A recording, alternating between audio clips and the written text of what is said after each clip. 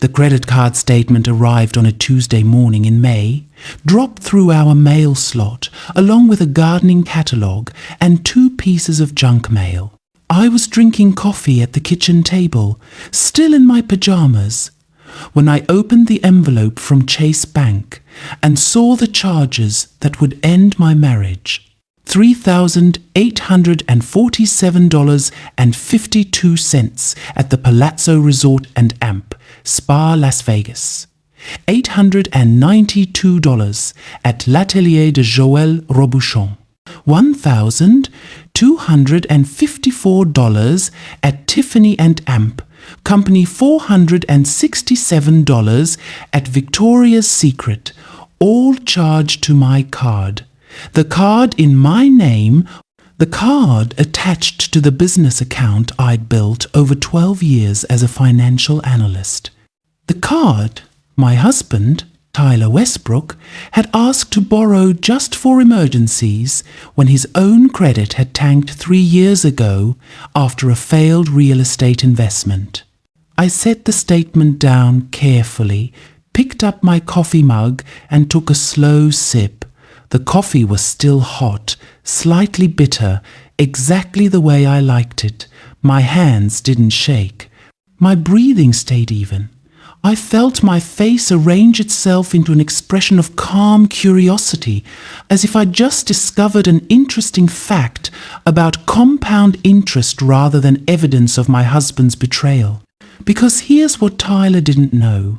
I'd been tracking these charges in real time for the past 4 days, had gotten alerts on my phone for every transaction, had watched him rack up nearly $10,000 while supposedly visiting his sick mother in Portland, had documented everything while he thought I was oblivious. And here's what else Tyler didn't know. I'd been preparing for this moment for 3 months. Ever since I discovered he'd been having an affair with Cassidy Brennan, his 28-year-old business partner in the consulting firm that existed mostly on paper and in my bank account. I'd found the affair by accident, a text message that popped up on his laptop while he was in the shower. "Can't wait for Vegas, baby. Just you, me, and your wife's money." Followed by a string of emojis that made my stomach turn. But I hadn't confronted him, hadn't cried or screamed or thrown things. Instead, I'd opened a new document on my computer and started documenting every suspicious charge, every lie about working late, every weekend business trip that showed up on social media with Cassidy's carefully filtered photos in the background. I'd consulted a divorce attorney, transferred assets, protected my business, and waited for Tyler to make the mistake that would give me everything I needed. This Las Vegas trip was that mistake. I heard Tyler's footsteps on the stairs he'd been sleeping in late more and more, usually claiming exhaustion from his consulting work that seemed to involve a lot of lunches and very few actual clients. "Morning," he said, walking into the kitchen with the careful casualness of someone who'd spent the past 5 days lying. He was showered and dressed in the designer jeans I'd bought him for his birthday, the cashmere sweater Cassidy had probably picked out. He looked good, rested, happy. Of course he did. He'd just spent a week in Las Vegas with his girlfriend on my dime, thinking he'd gotten away with it. "Morning," I replied, my voice steady. "Coffee's fresh." He poured himself a cup, added the ridiculous amount of cream and sugar he liked, and sat across from me. "How was your week?" "Productive. Closed the Morrison account. The partners are pleased." "That's great, babe. I knew you'd nail it." He said it with the easy affection of someone who'd perfected the art of lying. "How's your mum? You were visiting her, right?" I watched his face as he processed the question. Watched him remember the lie he told me that he was going to Portland to help his mother recover from knee surgery. Watched him construct his response. "She's doing better. Still needs help getting around, but the surgery went well. I'm glad to hear it. Did you get a chance to see your brother while you were there? No, he was out of town. Bad timing. I nodded, took another sip of coffee. That's too bad. I was going to suggest we send flowers to your mom. What hospital was she at again? A flicker of something crossed his face. Uncertainty, maybe. Or the first hint of suspicion that I knew more than I was letting on. Providence. But she's home now. Flowers would be great, though. She'd love that. I'll order some today. I stood, carried my mug to the sink. Oh, by the way, the credit card statement came. I think there might be some fraudulent charges. I should call the bank. I saw his entire body tense. Saw his hand tighten around his coffee mug. Saw him try to maintain his casual expression while his mind raced through implications. Fraudulent charges? What kind? Hotel in Las Vegas. Some restaurants. A jewelry store. Almost $10,000. Someone must have stolen the card information. The silence stretched for exactly 3 seconds. Then Tyler said, "That's weird. You should definitely call them. I will." Right after breakfast, I opened the refrigerator, pulled out eggs and vegetables for an omelette. Want some? You must be hungry after your flight yesterday. Sure. Thanks. I cooked breakfast while Tyler sat at the table, pretending to scroll through his phone but actually panicking, trying to figure out how to handle the situation. He'd used my card thinking I wouldn't notice or wouldn't question it until enough time had passed that he could claim fraud, but I'd noticed immediately. And instead of confronting him, I'd let him dig the hole deeper. We ate breakfast, making small talk about nothing important. Tyler complimented the omelette, asked about my sister, mentioned he had a meeting later with a potential client. Each lie was smooth, practiced, delivered with eye contact and a slight smile. He was good at lying. I'd give him that. 12 years of marriage, and I'd never suspected he was capable of this level of deception.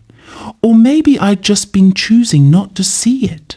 Choosing to believe that our marriage was solid, that Tyler's lack of career success didn't bother him, that he wasn't resentful of my income and my position and my independence.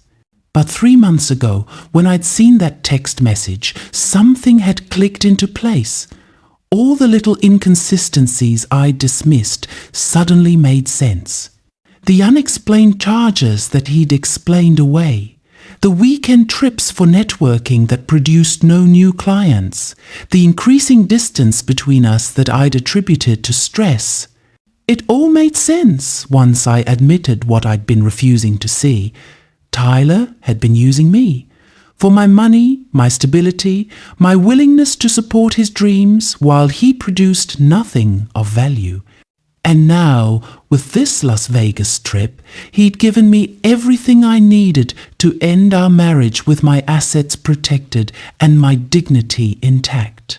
After breakfast, Tyler left for his meeting.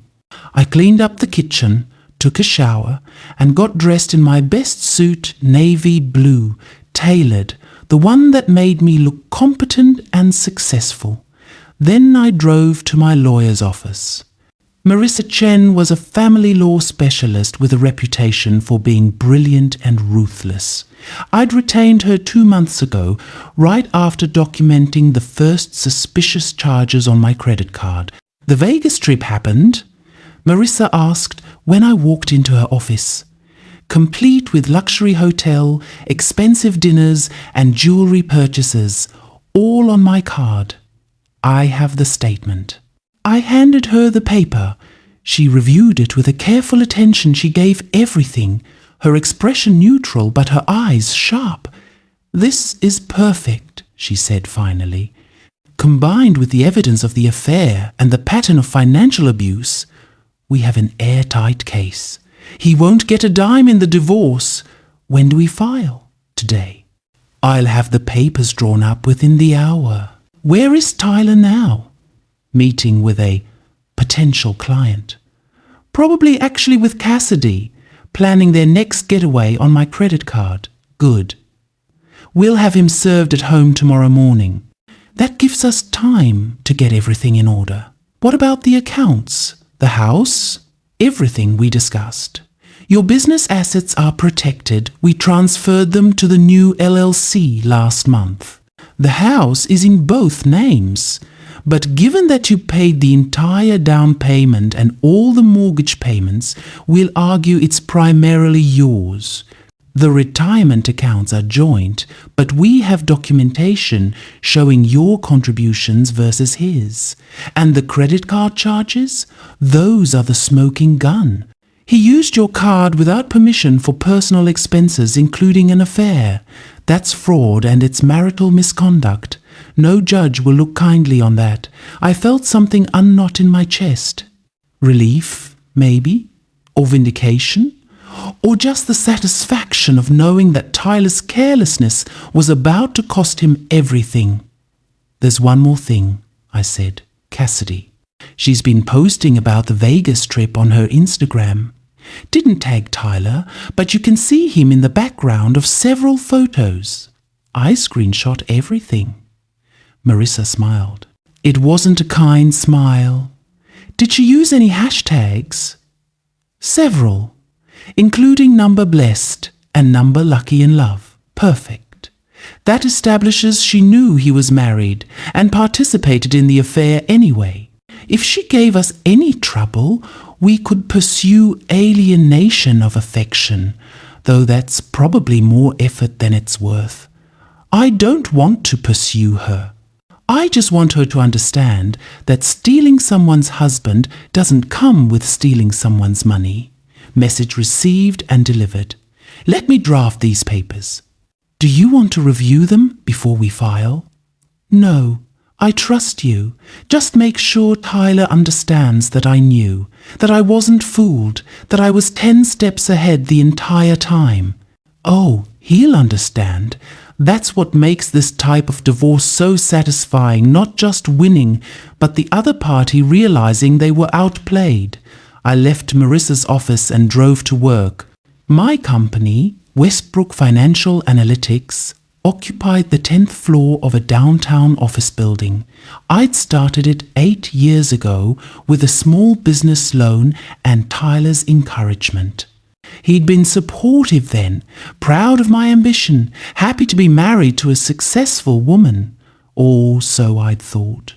Looking back now, I could see the shift, how his pride had gradually soured into resentment, how he'd started making comments about how much I worked, how little time I spent at home, how our marriage was suffering because of my career.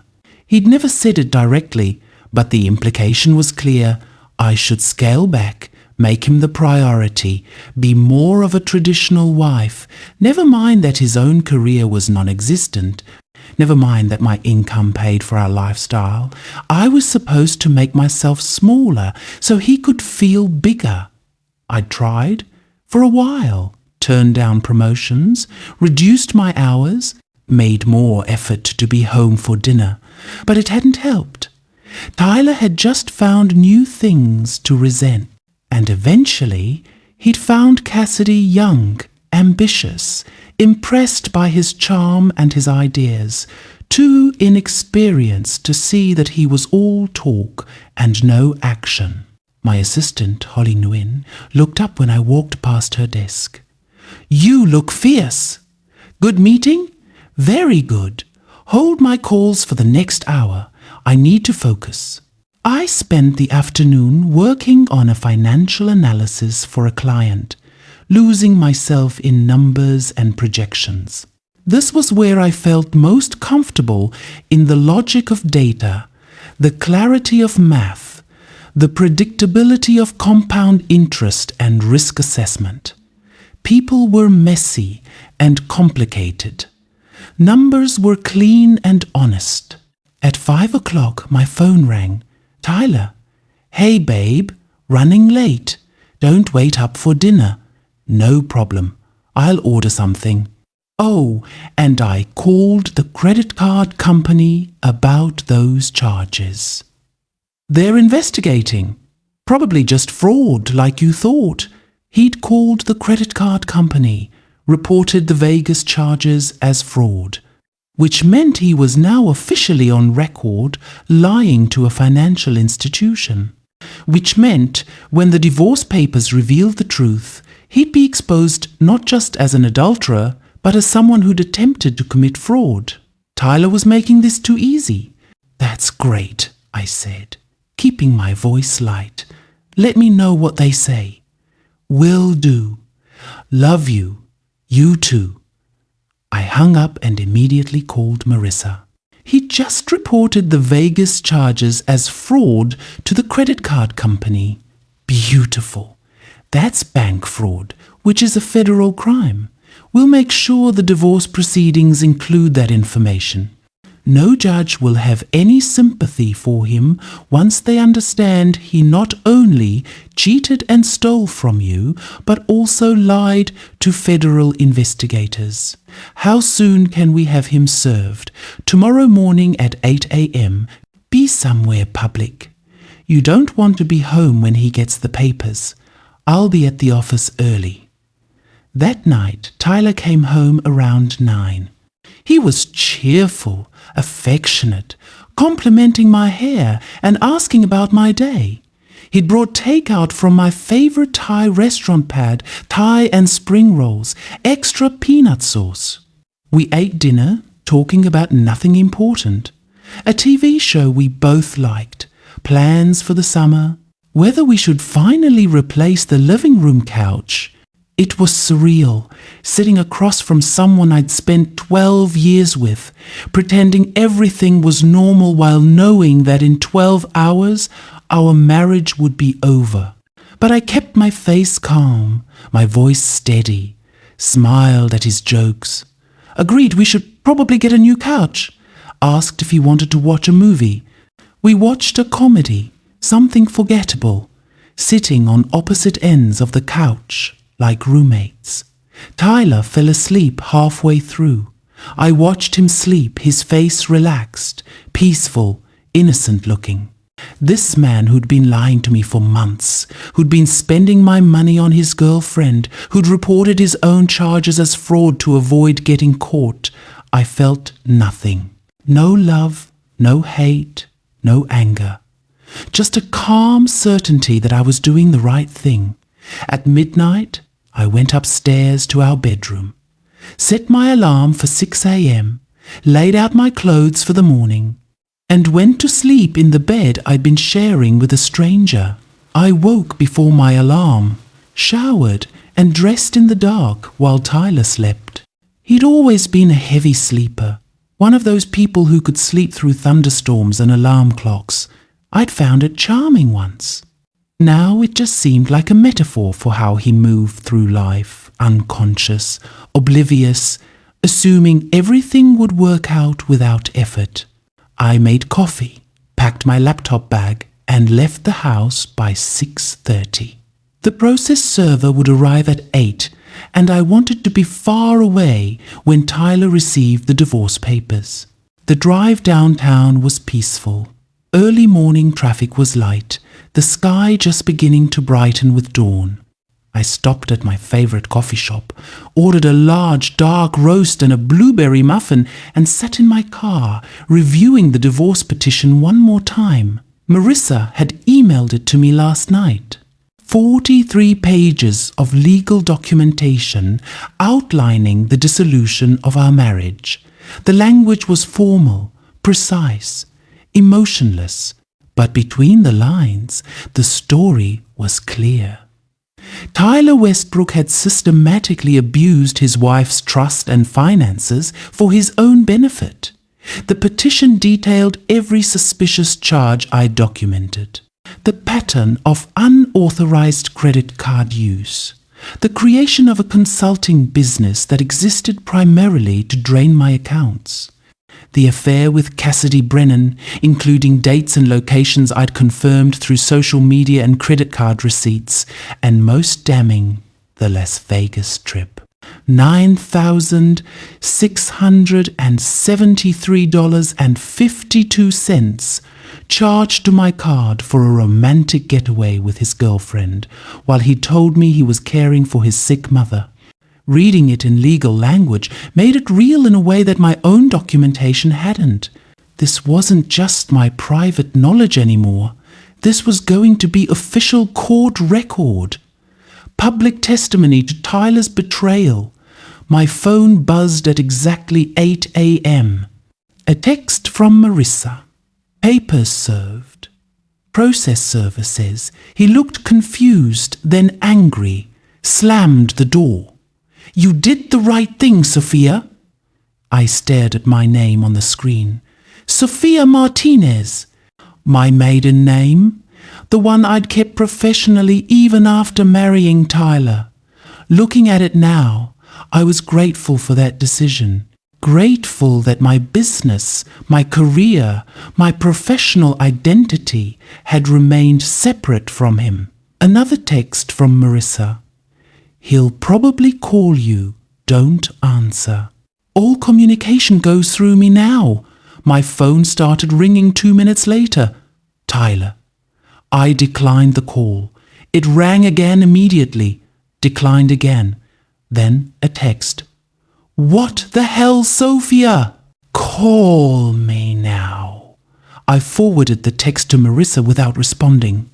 Another call. Another decline. Then a voicemail notification. I didn't listen to it. Just forwarded it to Marissa as documentation of Tyler's attempts to contact me directly.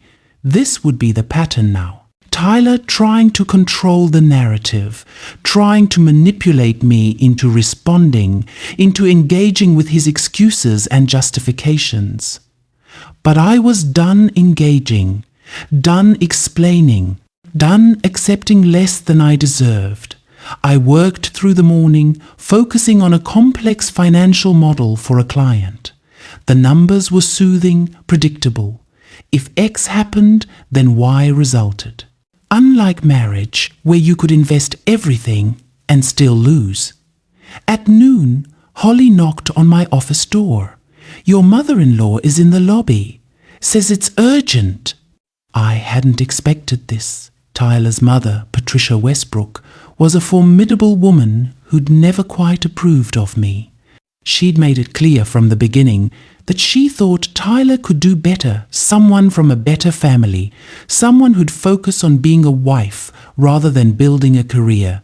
Send her up. Patricia arrived 5 minutes later, perfectly put together in designer slacks and a silk blouse. Her hair was silver and styled, her makeup subtle and expensive.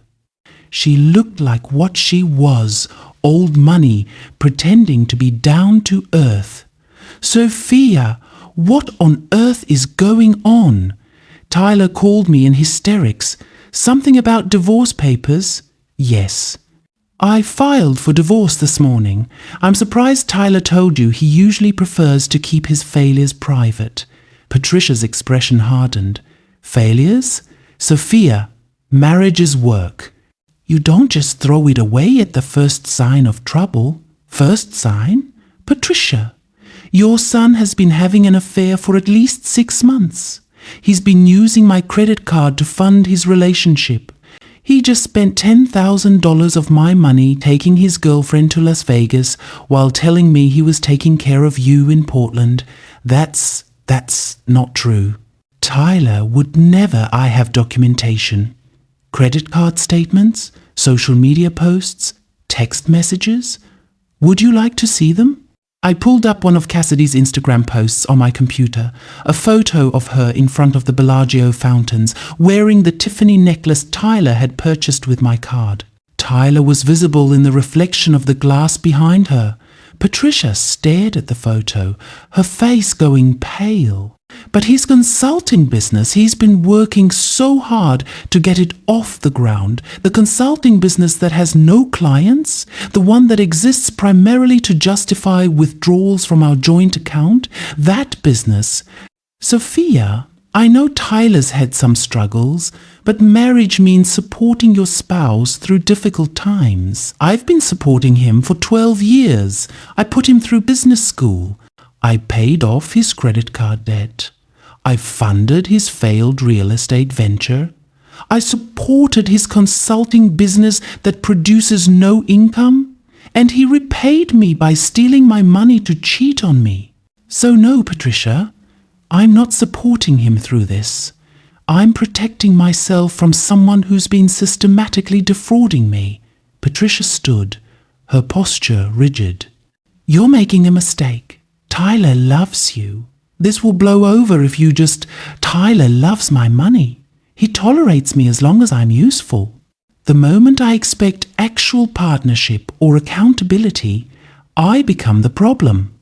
Well, I'm done being the problem. Now I'm the solution. I raised my son better than this. He's a good man. Then you should ask yourself why your good son is lying, cheating, and committing fraud. Because those aren't the actions of a good man. Those are the actions of someone who believes he's entitled to whatever he wants regardless of who it hurts. Patricia's lips thinned. You'll regret this. Tyler has rights. He's been your husband for 12 years. He's entitled to half of everything you've built together. Actually, he's not. Because I built it before we married, and he's contributed nothing to it during our marriage. And because his marital misconduct, the affair, the financial fraud means he's forfeited any claim to my assets. But please, tell him to fight it.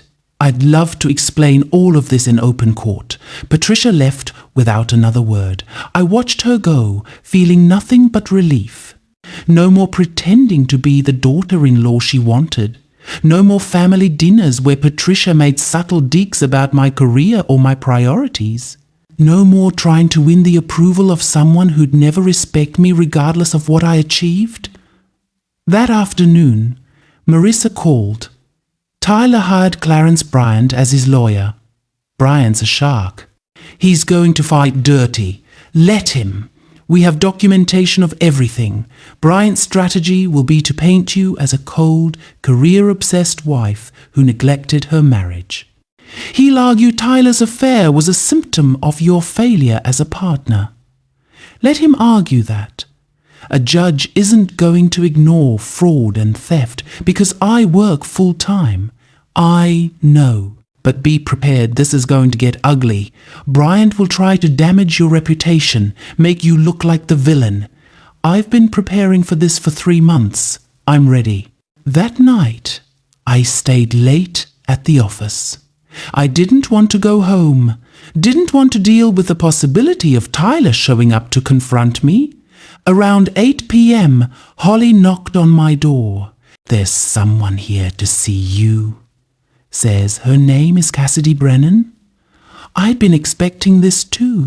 The girlfriend showing up to defend her territory, or maybe to apologize, or maybe just to understand what was happening. Send her in. Cassidy was exactly what I'd expected from her Instagram photos. Late 20s, conventionally pretty, dressed in the kind of clothes that looked expensive but weren't. She had the confidence of someone who'd never faced real consequences. Mrs. Westbrook, Miss Martinez. I never took Tyler's name professionally. Oh, right.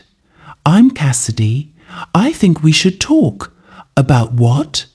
About Tyler. About this divorce. He's devastated. I'm sure he is. Losing access to my income must be very upsetting. Cassidy flinched. It's not like that. He loves you. This is all a misunderstanding. The misunderstanding is you thinking you're special to him. You're not. You're just the latest in a pattern. Before you, there was someone else. After you, there'll be someone new. Tyler's not capable of fidelity. He's only capable of finding women foolish enough to fund his lifestyle. That's not true. We're in love, you're in love. Tyler's in love with whoever's paying attention to him at any given moment. and now that I'm not available, congratulations, you've inherited a 40-year-old man with no career, no money, and a habit of living off his partners. Tyler said you were cold, that you cared more about work than your marriage. Tyler said that because it's easier to blame me than to take responsibility for his own failures. Did he tell you he hasn't had a real job in 5 years? Did he tell you I've been supporting him entirely? Did he tell you the consulting business is imaginary? Cassidy's expression wavered. He said the business was just getting started, that he had several major clients lined up. He's been saying that for 3 years. Name one client. Give me one concrete example of actual work he's done. She couldn't. Of course she couldn't. Because there was no work. There were no clients. There was just Tyler, charming and persuasive, promising success that never materialized. Look, I said, softening my tone slightly. I'm not telling you this to be cruel.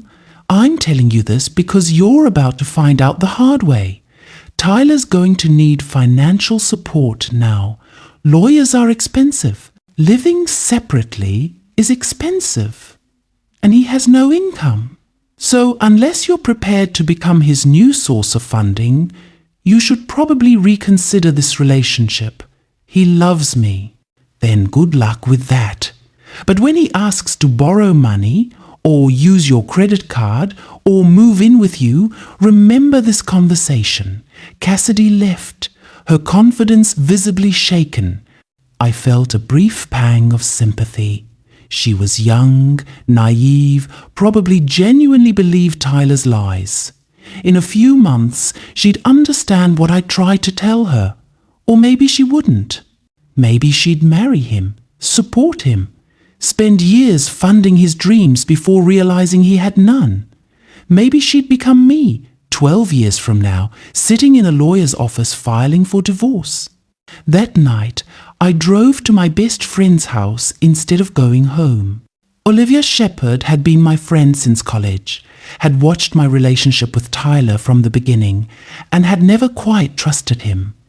I knew this day would come, Olivia said, pouring us both wine. I just didn't think it would take you this long. I wanted to believe in him, in us, in the idea that love and support could help him become the person he claimed he wanted to be. But people don't change because we want them to. They change because they want to change. And Tyler never wanted to change. He just wanted you to keep supporting him while he did whatever he wanted. I was so stupid. You weren't stupid. You were loyal. There's a difference. But Sophia, you've got to stop thinking loyalty means accepting mistreatment. Sometimes the most loyal thing you can do for yourself is walk away from people who don't value you. We talked late into the night, drinking wine and watching terrible reality TV. Around midnight, my phone buzzed. A text from an unknown number. This isn't over. You'll regret humiliating me like this. I showed it to Olivia. Tyler's using a different phone to contact me. Forward it to your lawyer. That's harassment, and it's evidence of his character. He thinks I humiliated him. Like I'm the one who cheated and stole money. Of course he does. In Tyler's mind, your only job was to support him and look the other way when he screwed up. By filing for divorce, you're rejecting that narrative. You're saying he's accountable for his actions. And that's unbearable for someone who's never been held accountable. I stayed at Olivia's house that night, sleeping in her guest room. The next morning, I woke to 17 missed calls from Tyler and a dozen text messages ranging from apologetic to threatening. Baby, please call me. We can work this out. This is insane. I made a mistake, but divorce is extreme. You're destroying our life together over nothing. If you think I'm just going to let you take everything, you're wrong. My lawyer says you're going to regret this. I gave you the best years of my life, and this is how you treat me. I forwarded all of them to Marissa with a note. Documentation of ongoing harassment and threats. Her response was immediate. Perfect. This establishes a pattern of attempted intimidation. We'll use it to support a restraining order if necessary. I drove to the office and spent the morning in meetings. My team was working on a major acquisition analysis, and I needed to focus on the details rather than my crumbling marriage. The work was demanding, technical, requiring complete attention. This was what had always sustained me. The work. The challenge of complex problems with clear solutions. Numbers didn't lie or cheat or steal. They were what they were.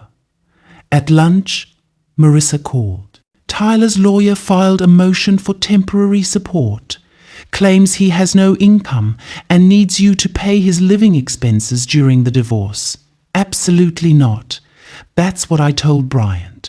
I filed a counter motion with evidence of Tyler's fraud. The judge will review both tomorrow. Will the judge grant his request? Not likely. He has to demonstrate financial need and good faith. Using your credit card to fund an affair demonstrates neither. But be prepared, Bryant's going to argue that Tyler's entitled to maintain the lifestyle you provided during the marriage. He's entitled to nothing. He stole from me. I agree. But family court can be unpredictable. Some judges still operate on the assumption that marriage creates financial obligations regardless of misconduct. Then we need to make sure the judge understands exactly what Tyler did. We will.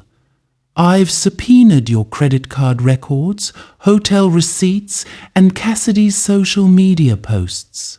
The evidence is overwhelming. That afternoon, I received an email from Tyler's personal account. Subject: Please read. I almost deleted it, but something made me open it. Sophia, I know you're angry, and you have every right to be. I made terrible choices and betrayed your trust. But please, let's talk before this goes any further. Divorce doesn't have to be the answer. I love you. I've always loved you. The thing with Cassidy was a mistake, a stupid, meaningless mistake that I deeply regret. She means nothing to me. You're my wife. You're my partner. We can get through this if you'll just give me another chance. I know I haven't been the husband you deserved. I know I've disappointed you. But I can change.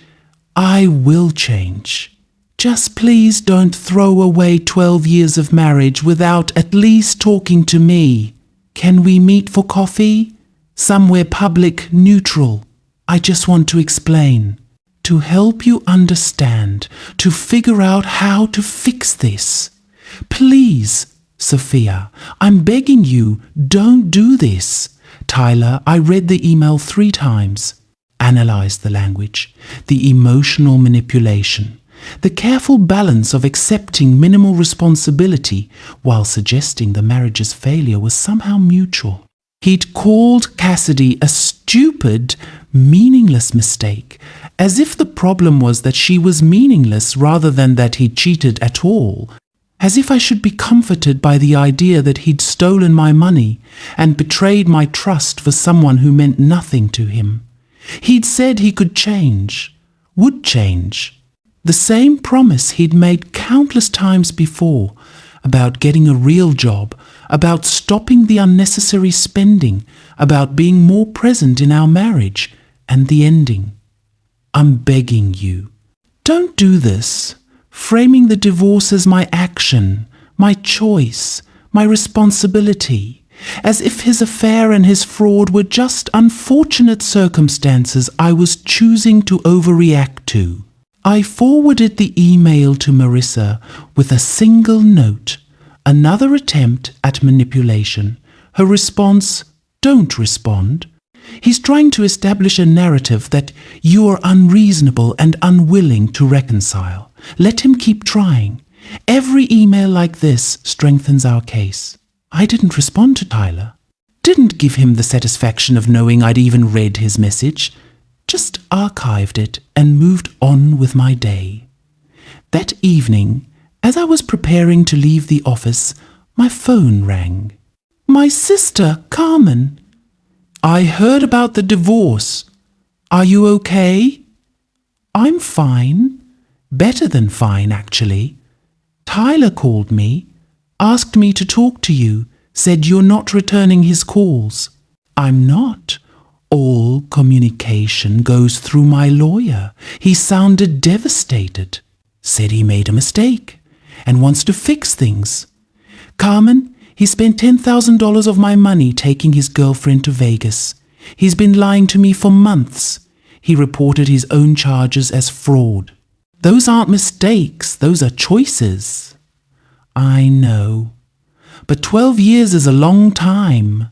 Are you sure you want to throw it all away? I'm not throwing anything away. I'm stopping the bleeding. There's a difference. Mom thinks you should go to counseling. Try to work it out. Of course she does. Mom thinks women should sacrifice everything to keep their marriages intact. Never mind if the husband is cheating or stealing or lying. We're supposed to smile and forgive and enable terrible behavior. That's not fair, isn't it? How many times did Mom tell you to be patient with Eric when he was unemployed and playing video games all day? How many times did she suggest you were being too demanding when you asked him to help with the kids? Carmen was quiet. She'd divorced Eric 2 years ago after finally accepting that he was never going to become the partner she needed. You're right, she said finally.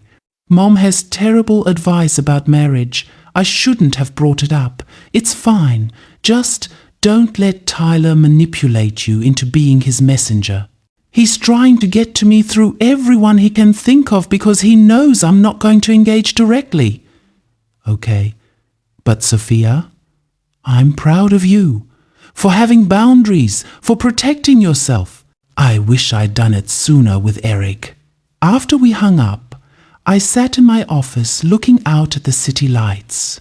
How many women were out there right now, accepting less than they deserved because leaving felt impossible, because of kids or finances or family pressure or just the sheer inertia of a long relationship. I'd almost been one of them. If I hadn't seen that text message 3 months ago, if I'd kept ignoring the signs, I might have stayed indefinitely, funding Tyler's lifestyle, accepting his excuses, convincing myself that love meant enduring betrayal. But I hadn't ignored the signs. I documented them, prepared for them, and acted on them. And now, instead of being trapped, I was free. Or at least, I would be free once the divorce was finalized. For now, I was in limbo. Legally married, but emotionally divorced, living in the space between who I'd been and who I was becoming. My phone buzzed, another text from Tyler's alternate number. You're going to regret this. I'll make sure you do. I screenshot the text, forwarded it to Marissa, and blocked the number. Let him rage. Let him threaten. Let him show everyone exactly who he was. Because that was the thing about revenge, it didn't require me to do anything cruel or vindictive. Tyler was destroying himself with every angry text, every desperate email, every attempt to intimidate me into backing down. All I had to do was stay calm, document everything, and let him prove that I'd made the right decision in leaving. The temporary support hearing was scheduled for Friday morning.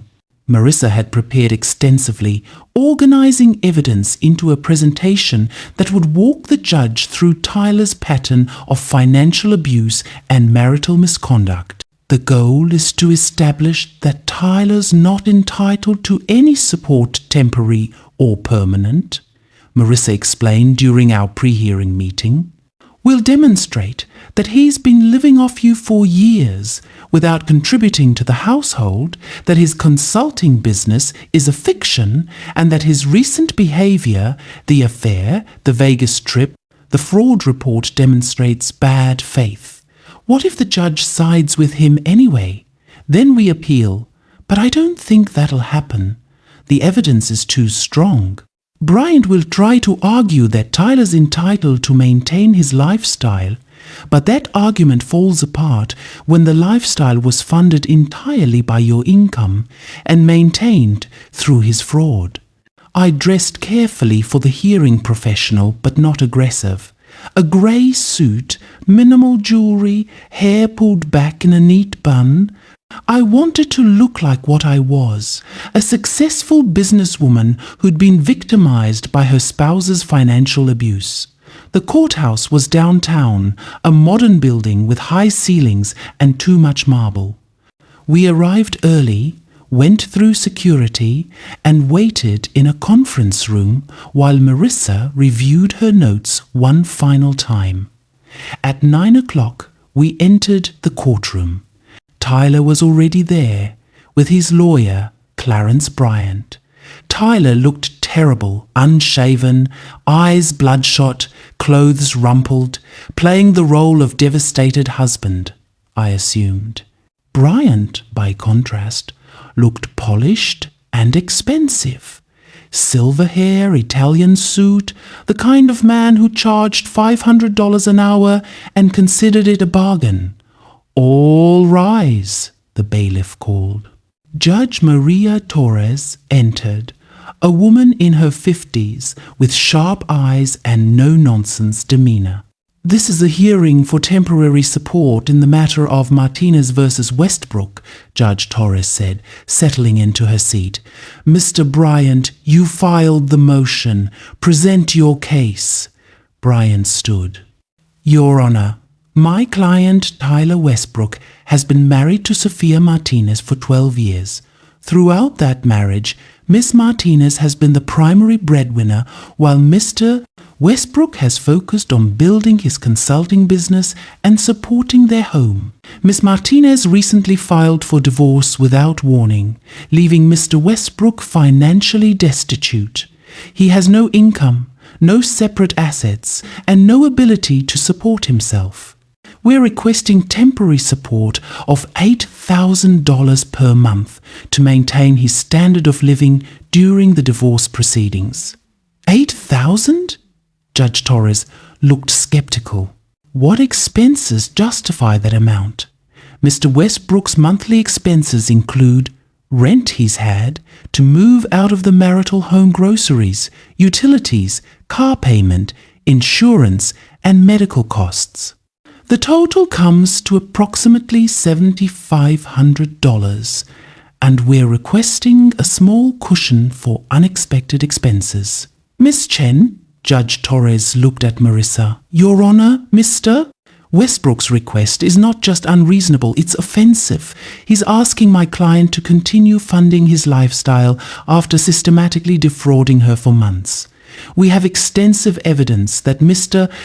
Westbrook has been using Miss Martinez's credit cards without permission to fund personal expenses, including an extramarital affair.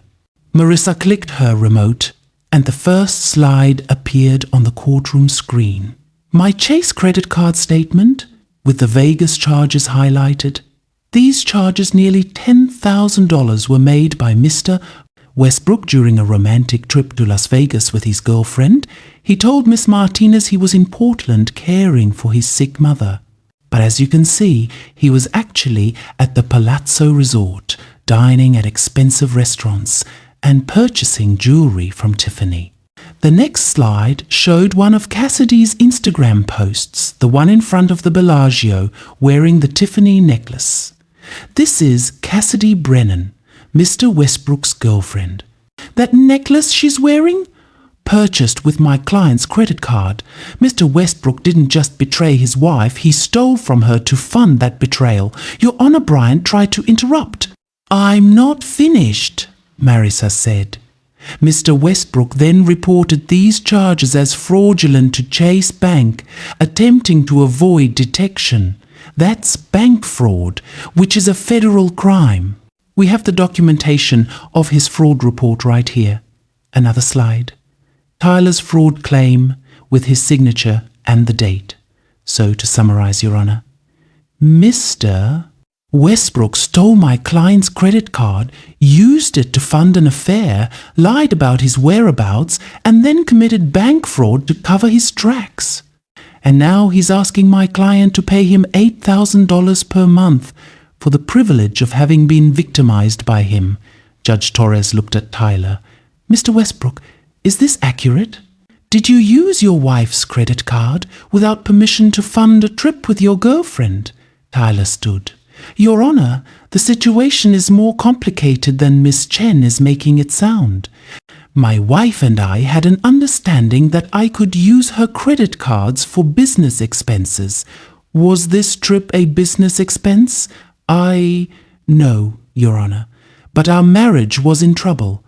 My wife works constantly. She's never home. We'd grown apart. I made a mistake, but I don't think I should be financially destroyed because of it. You made several mistakes, Mr. Westbrook. You had an affair. You stole your wife's credit card. You committed bank fraud. Those aren't minor errors in judgment. Those are serious misconduct. Why should Miss Martinez be required to support you after you betrayed and defrauded her? Because we're still married. Because I supported her emotionally throughout her career. Because I gave up my own opportunities to help her build her business. What opportunities did you give up? Judge Torres asked. Tyler hesitated. I had offers from several firms, but we agreed it would be better for me to focus on building my own business while Sophia established hers. What firms made you offers? It was years ago, Your Honor. I don't remember the specific names. Miss Chen, do you have evidence regarding Mr. Westbrook's employment history? We do, Your Honor. Marissa pulled up another slide. This is Mr. Westbrook's employment record for the past 12 years. As you can see, he worked in sales for 3 years after they married, earning between $40,000 and $60,000 annually. He quit that job 7 years ago to pursue his MBA. Miss Martinez paid his tuition and living expenses during those 2 years. After graduation, he worked briefly at his father-in-law's real estate firm, but was let go after 6 months. Since then, he's been self-employed as a consultant, earning $0 annually. $0? $0, Your Honor. The consulting business has generated no income. It has no clients. It exists only on paper. Mr. Bryant, how do you respond to this? Bryant stood. Your Honor, launching a consulting business takes time. Mr. Bryant, Westbrook has been building his client base, developing his expertise for 5 years without a single paying client. Building a business is challenging. The fact that it hasn't generated income yet doesn't mean it won't succeed. But it does mean, Judge Torres said, that Mr. Westbrook hasn't been contributing financially to the marriage. Miss Chen, what's your client's position on support? My client believes Mr. Westbrook is capable of supporting himself through employment.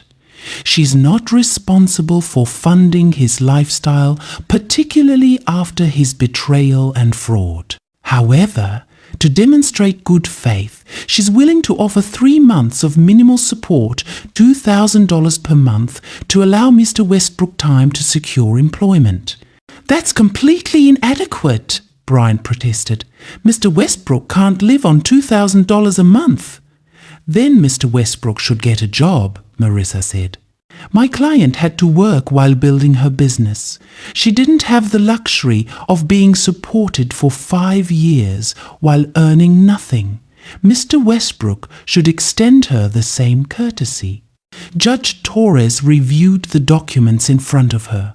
I'm denying the request for $8,000 monthly support. However, I'm ordering Miss Martinez to pay Mr. Westbrook $2,000 per month for 3 months. During that time, Mr. Westbrook will provide documented evidence of his job search efforts. If, at the end of 3 months, he hasn't secured employment, we'll revisit the issue.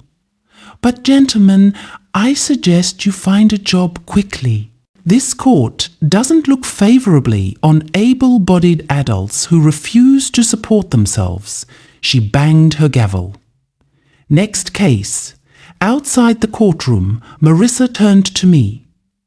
That went well.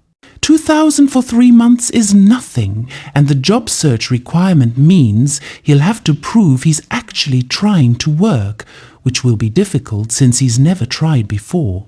He looked surprised, like he actually thought the judge would side with him. Of course he did. He's been getting away with this behavior for years. He thought the legal system would support his entitlement too. Tyler and Bryant emerged from the courtroom. Bryant was speaking urgently to Tyler, who looked furious. When Tyler saw me, his expression hardened. "This isn't over, Sophia. You're not getting away with destroying my life." "I didn't destroy your life, Tyler. You did. I'm just declining to pay for the reconstruction." "You're a cold-hearted Mr. Westbrook," Marissa interrupted.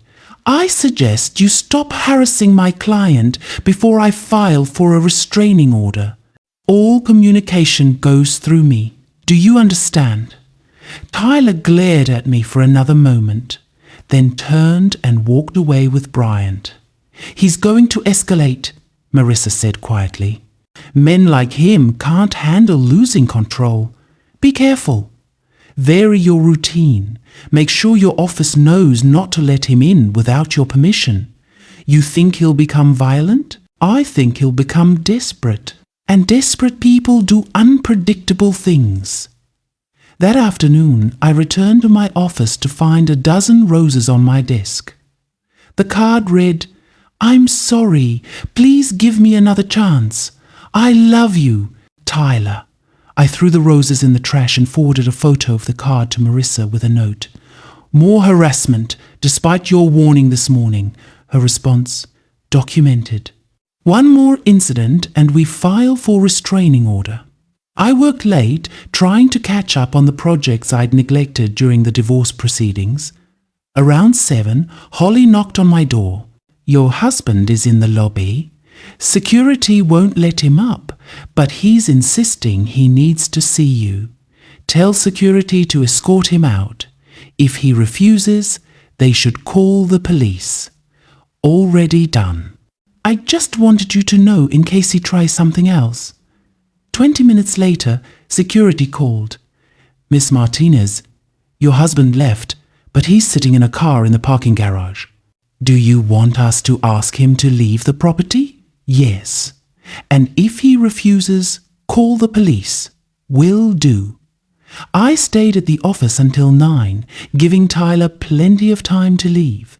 When I finally went down to the parking garage, my car was alone in its spot.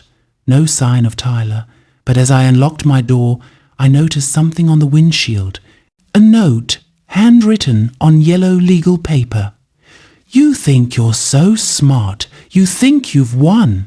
But you don't know everything. You don't know what I'm capable of." This isn't over. Not by a long shot. I took a photo of the note with my phone, then carefully folded it and put it in my purse.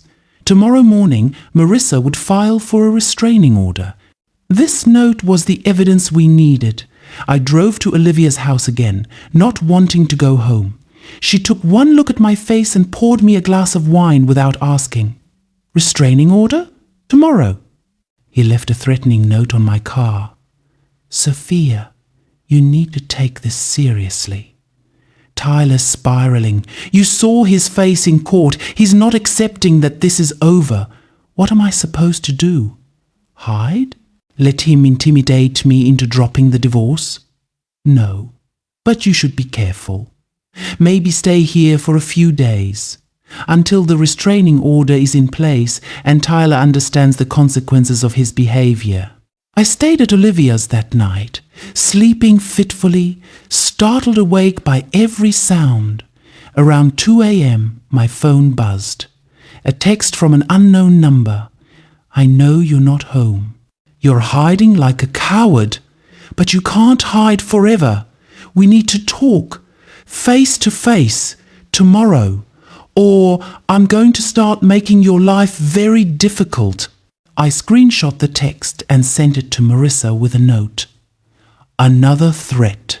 This is escalating, she responded immediately, despite the late hour. Filing for emergency restraining order first thing tomorrow morning. Do not go home. Do not be alone. Tyler's behavior is now a safety concern. The next morning, Marissa filed for an emergency protective order. The hearing was scheduled for that afternoon. Emergency proceedings moved quickly in cases involving threats. I met Marissa at the courthouse at 2 p.m. Tyler was already there with Bryant, looking confused and angry. Your Honor, Marissa began, when Judge Torres called our case, we're requesting an emergency protective order based on a pattern of threatening behavior by Mr. Westbrook. Following yesterday's court hearing, he sent my client flowers at her workplace, despite being told all communication must go through counsel. He then appeared at her office, demanding to see her. When he was escorted out, he left a threatening note on her car. Marissa displayed photos of the roses, the note, and the threatening texts. This note says, "You don't know what I'm capable of." That's a clear threat, Your Honor. Combined with his overnight texts saying he knows where she is and warning her he'll make her life very difficult, we believe Miss Martinez is in danger. Mr. Bryant? Judge Torres looked at Tyler's lawyer. Your Honor, my client is frustrated and emotional, but he's not violent. He's never laid a hand on his wife.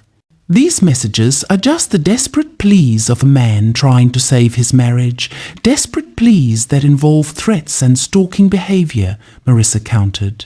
Miss Martinez should not have to fear for her safety because she filed for divorce. Judge Torres examined the evidence. Mr. Westbrook, why did you leave this note on your wife's car after being told to cease contact? I just wanted to talk to her, Your Honor, to explain, to make her understand that we can fix this. You don't get to decide when and how you communicate with someone who's made it clear they don't want contact. That's harassment. And these texts, I know where you are, I'll make your life very difficult. Those sound like threats to me. I didn't mean them that way. I was upset. I said things I shouldn't have. Upset doesn't excuse threatening behavior. I'm granting a temporary protective order. Mr. Westbrook, you are to have no contact with Miss Martinez, direct or indirect. No calls, no texts, no emails, no showing up at her workplace or home. You're to stay at least 100 yards away from her at all times. Violation of this order will result in arrest. Do you understand? Your Honor, I would never hurt Sophia. Do you understand? Yes, Your Honor. Good.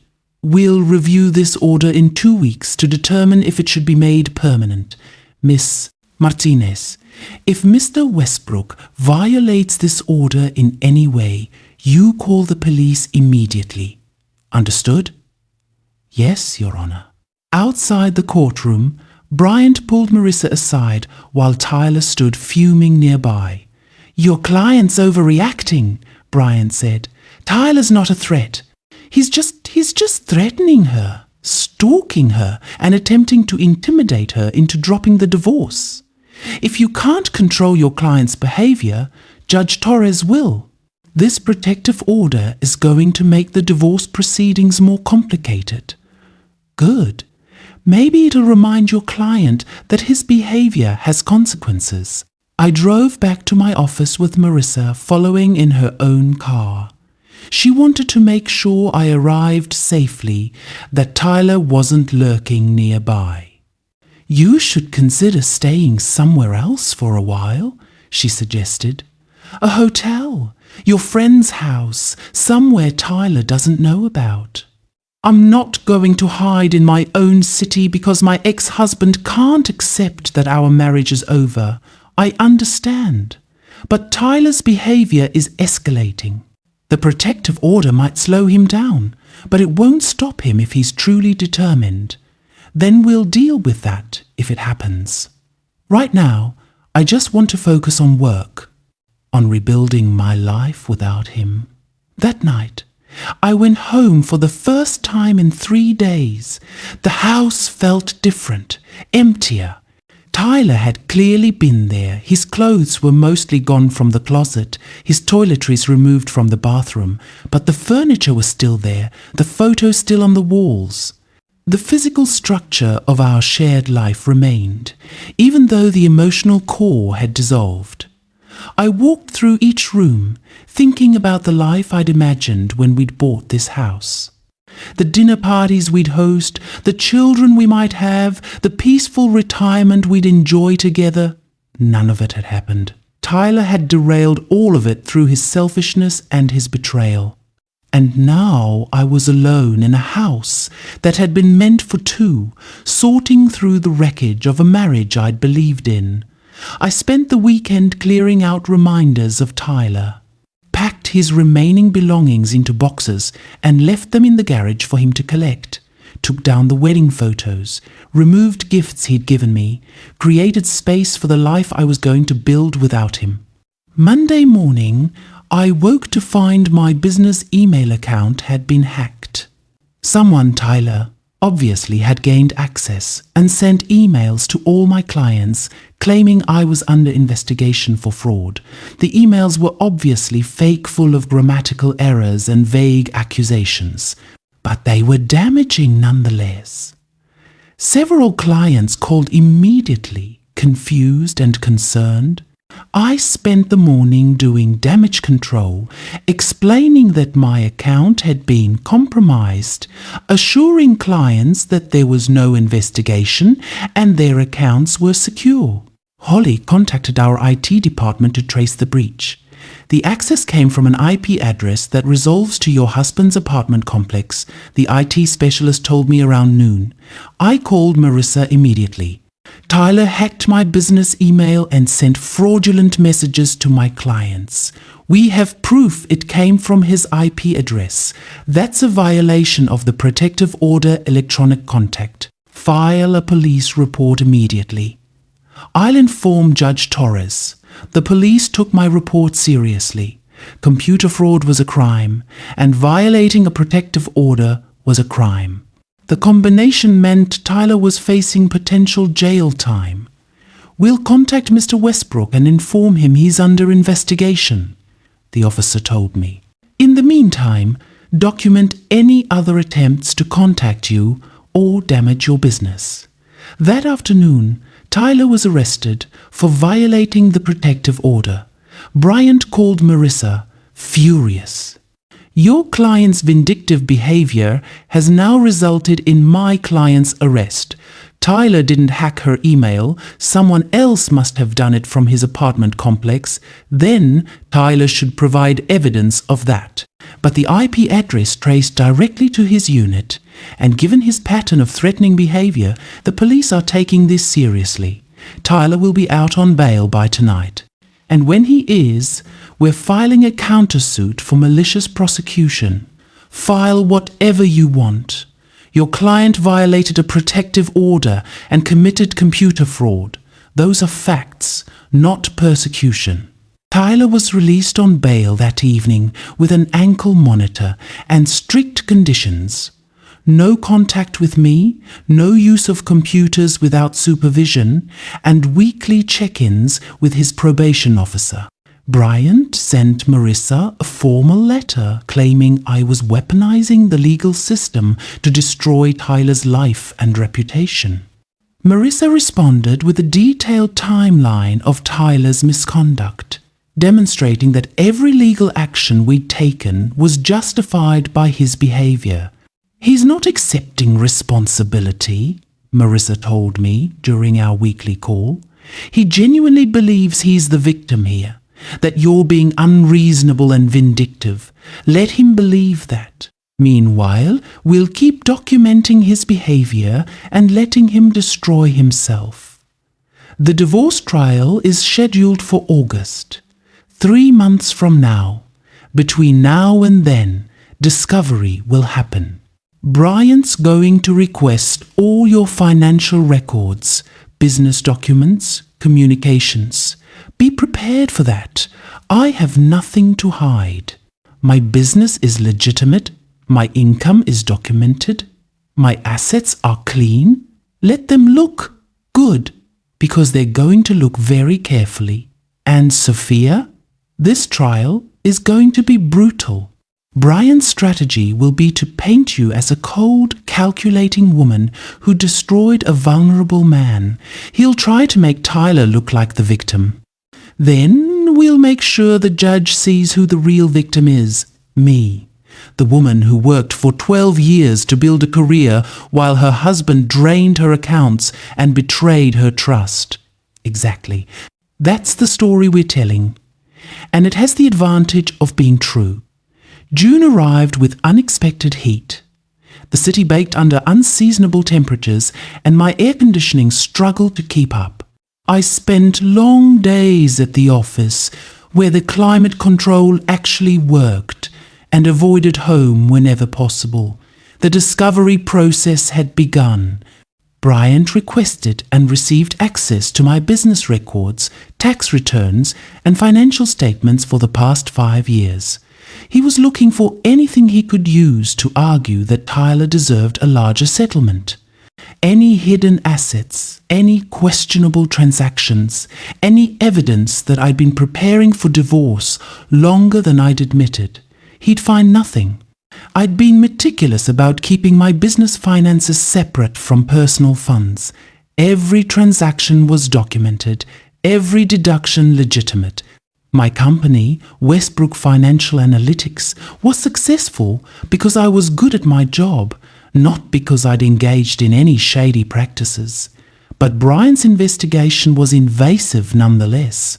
Accountants combing through my records, lawyers deposing my employees, questions about my income, my spending, my lifestyle, all of it designed to find leverage. Marissa warned me it would be uncomfortable. They're going to dig into everything. Your relationship with colleagues, your travel expenses, whether you've started dating. It's intrusive and often humiliating. But it's part of the process. I've got nothing to hide, I know. But prepare yourself anyway. Brian's going to try to paint you as someone who chose career over marriage, someone who neglected Tyler emotionally while profiting financially. It's not true, but it's the narrative he's building. The first deposition was Holly, my assistant. Bryant questioned her for 3 hours about my work schedule, my travel patterns, my relationships with colleagues. He was clearly fishing for evidence of an affair on my part, something to balance against Tyler's infidelity. Did Miss Martinez ever work late with any male colleagues? Yes, frequently. She works late with all her colleagues, regardless of gender. Did she ever travel alone with male colleagues? Yes, for business meetings and client presentations. Did she ever mention having relationship problems with her husband? No, she kept her personal life private. Did you ever observe inappropriate behavior between Miss Martinez and any male colleagues? Absolutely not. Miss Martinez is completely professional. Bryant left the deposition empty-handed. Holly had given him nothing because there was nothing to give. I wasn't having an affair. I wasn't neglecting my marriage for career ambitions. I was working hard while Tyler did nothing that was the reality, and no amount of strategic questioning would change it. The next deposition was my business partner, Kenneth Huang. Kenneth and I had started Westbrook Financial Analytics together 8 years ago. He owned 30% of the company. I owned 70%. We'd built it into a successful firm through long hours and careful planning. Bryant tried the same approach. Did Miss Martinez ever express dissatisfaction with her marriage? Not that I recall. She kept her personal and professional lives separate. Did you ever observe her prioritizing work over her personal relationships? I observed her being an exceptional business owner who understood that success requires dedication. Did Mr. Westbrook ever complain to you about his wife's work schedule? Once or twice, yes. He seemed to resent her success. What do you mean by that? He made comments suggesting that Sophia worked too much, that she cared more about the business than about him. But from my perspective, she maintained a healthy balance. Tyler just didn't like that she was more successful than he was. Bryant didn't like that answer. You're biased toward Miss Martinez. She's your business partner. I'm honest about Miss Martinez. I've known her for a decade. She's one of the most ethical, hard-working people I've ever met. If her marriage failed, it wasn't because she neglected it. It was because Tyler never pulled his weight. Marissa smiled when she heard about Kenneth's deposition. That's exactly what we need, people who testify to your character, and Tyler's pattern of underachievement. My mother was deposed next. Elena Martinez, 68 years old, retired teacher, and deeply disappointed in my divorce. Mrs. Martinez, did your daughter discuss her marriage problems with you? Sometimes. She'd mentioned that Tyler wasn't working, that he was spending too much money, that she felt like she was carrying the entire financial burden. Did she ever mention divorce? Not until recently. She's not someone who gives up easily. She tried to make it work for years. Did you approve of her decision to divorce? I don't approve of divorce in general, but I understand why she did it. Tyler was stealing from her, having an affair. Any woman would have left under those circumstances. Did you encourage her to leave? No. I encouraged her to try counseling, but she said Tyler refused, said he didn't think they needed it. Did your daughter ever have affairs? Absolutely not. Sophia's far too honorable for that. Bryant tried several more questions, but my mother was immovable. She might not have approved of divorce, but she approved of Tyler's behavior even less. Tyler's deposition was scheduled for mid-June. Marissa prepared extensively, building questions designed to expose his lies and force him to admit his misconduct. I attended the deposition, sitting beside Marissa while Bryant and Tyler sat across the conference table. Tyler wouldn't look at me. His jaw was tight, his body language defensive. Mr. Westbrook, Marissa began, how long have you been employed in your consulting business? About 5 years. And in those 5 years, how much income has the business generated? It's still in the development phase. I'm building client relationships, establishing expertise. How much income, Mr. Westbrook? A specific dollar amount. I don't have exact figures. You don't have exact figures for your own business income, Mr. Westbrook. We've subpoenaed your tax returns. They show zero business income for all 5 years. Is that accurate? Tyler glared at her. The business hasn't generated revenue yet, but that doesn't mean it's not viable. So for 5 years, you've run a business with no clients and no income while your wife supported you financially? I've been networking, developing proposals. Have you sent any proposals to potential clients in the past year? Not formally. Have you attended any networking events? A few. Can you name them? I don't remember the specific names. Mr. Westbrook, you claim to be running a consulting business, but you have no clients, no income, no proposals, and you can't even remember attending networking events. What exactly have you been doing for 5 years? I've been building expertise, researching, preparing for when the market conditions are right, while your wife pays all the bills. We agreed that I would focus on the business while Sophia focused on hers. It was a partnership where you contributed nothing financially. I contributed emotionally. I supported her career. I managed the household. Did you? Because our records show that your wife paid for a cleaning service, a lawn service, and had groceries delivered. What household management did you perform? Tyler's face flushed. I was there. I provided emotional support. Is that why you had an affair? Because you were providing emotional support? That's not the affair was a mistake. It had nothing to do with our financial arrangement. Let's talk about that affair.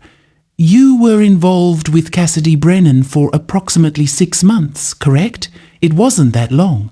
We have text messages between you dating back 8 months. Would you like to revise your answer? Fine, 8 months. And during those 8 months, you used your wife's credit card to fund various aspects of this affair? I occasionally used the card for expenses. Yes. Define occasionally. Marissa pulled up a spreadsheet showing charges I'd documented over the past year. Restaurants where Tyler had taken Cassidy, hotels where they'd met, gifts he'd purchased for her. The total was staggering. Over $40,000. This is occasional, Mr. Westbrook. $40,000 spent on your girlfriend using your wife's credit card? I had permission to use the card for emergencies. Was your affair an emergency? I believed the charges would be seen as business expenses. Dinner at a romantic restaurant is a business expense. A weekend at a resort is a business expense. Lingerie from Victoria's Secret is a business expense. Bryant interrupted. Counsel is badgering the witness. I'm asking factual questions about documented expenses. Mr. Westbrook, did you have your wife's permission to charge these items? She gave me access to the card. That implies permission. Did she know you were using it to fund an affair? No. So you didn't have permission. You stole her credit card to cheat on her. Is that accurate? That's a harsh way to put it. Is it accurate? I made poor choices. Let's talk about the Las Vegas trip. You told your wife you were visiting your mother in Portland, correct? Yes, but you were actually in Las Vegas with Miss Brennan? Yes. Using your wife's credit card to pay for the trip? Yes. And then you reported those charges as fraudulent to Chase Bank? Tyler's lawyer jumped in. My client was confused about the charges. Was he confused? Because we have the fraud report he filed. It states clearly that he didn't make these charges and doesn't know who did. That's not confusion, Mr. Westbrook. That's lying to federal investigators. I panicked. I didn't know what else to do. You could have told the truth. You could have admitted to your wife that you'd spent $10,000 of her money on a vacation with your girlfriend. Instead, you committed bank fraud. The deposition continued for 4 hours. Marissa systematically dismantled every excuse Tyler offered, every justification for his behavior. By the end, he looked exhausted and defeated. Bryant tried to salvage something in his own questioning. Mr. Westbrook, did you love your wife? Yes. I still do. Did you intend to hurt her? Never. I made mistakes, but I never wanted to hurt Sophia. Do you regret your choices? Every day. If I could go back and do things differently, I would. Do you believe you deserve nothing in this divorce? No, I believe I deserve half of what we built together. I was her partner for 12 years. That should count for something. But it wouldn't count for much, not after that deposition. Tyler had admitted to the affair, the unauthorized credit card use, the bank fraud. He demonstrated that his consulting business was a fiction. He'd shown himself to be exactly what Marissa would argue in court, a man who'd lived off his wife's income for years before betraying her in the worst possible way. My own deposition was the following week. Bryant questioned me for 6 hours, trying to find inconsistencies in my testimony or evidence that I'd been planning the divorce longer than I'd admitted. Miss Martinez, when did you first consider divorcing your husband? When I discovered his affair 3 months before I filed. You're certain it was only 3 months? I'm certain. Before then, I believed our marriage was struggling but salvageable. Did you consult a lawyer before discovering the affair? No. Did you move assets before discovering the affair? No. I moved assets after discovering the affair and realizing I needed to protect myself. Some might call that vindictive, hiding money from your spouse. I call it self-preservation. Tyler had been stealing from me for months. I wasn't going to make it easier for him to continue. You make it sound very calculated. It was calculated. When you discover that someone's been betraying and defrauding you, you don't react emotionally, you react strategically. Did you ever have an affair during your marriage? No. Did you ever have inappropriate relationships with colleagues? No. Did you prioritize your career over your marriage? I prioritized financial stability over enabling my husband's refusal to work. If that makes me a bad wife, I can live with that. Brian tried various approaches, but I'd prepared well. Every question had been anticipated. Every answer was documented. I'd lived honestly and ethically. There was nothing for him to find. After the deposition, Marissa looked pleased. You did great! Clear, factual, unemotional. The judge will see you as credible and reasonable. What happens now? Now we prepare for trial. We have all the evidence we need. Tyler admitted to everything in his deposition.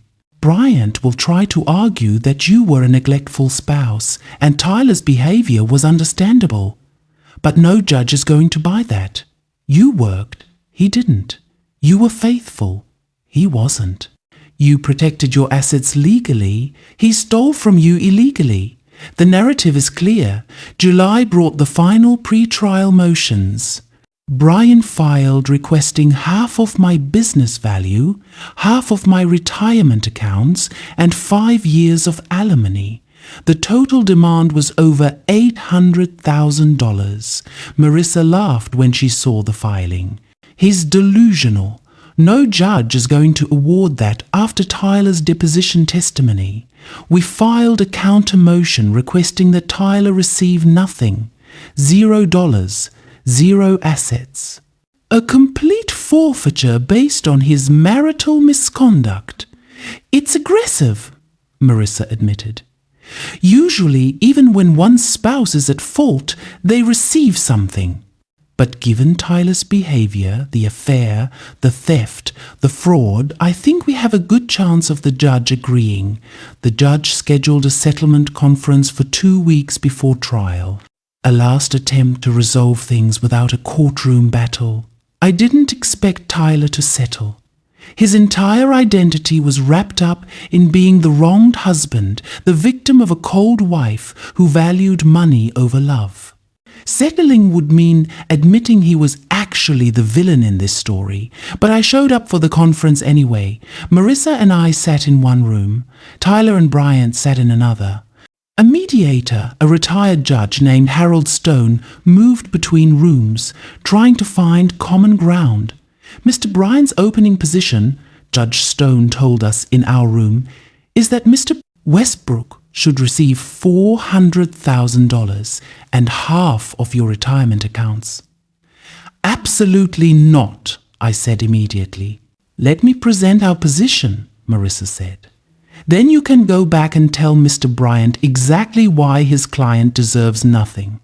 Marissa laid out the case, the evidence of Tyler's affair, the credit card theft, the bank fraud, the 5 years of unemployment while I supported him, the protective order violation, the email hacking. Judge Stone listened carefully, occasionally asking questions. When Marissa finished, he sat back in his chair. This is one of the most clear-cut cases of marital misconduct I've seen. Mr. Westbrook isn't just a bad husband, he's a criminal. Why would I recommend any settlement that rewards that behavior? That's exactly our position, Marissa said. Judge Stone returned to Bryant's room. 20 minutes later, he came back. Mr. Bryant's revised position is $200,000 and no retirement accounts. Still no, I said. 2 more rounds of negotiation. Bryant kept lowering his demand. $100,000, $50,000, $25,000. Each time I refused. Finally, Judge Stone said, Miss Martinez, I understand your position, but I need to tell you going to trial is expensive and unpredictable. Even a small settlement might be better than the risk of a trial. I'm not paying Tyler a single dollar, I said.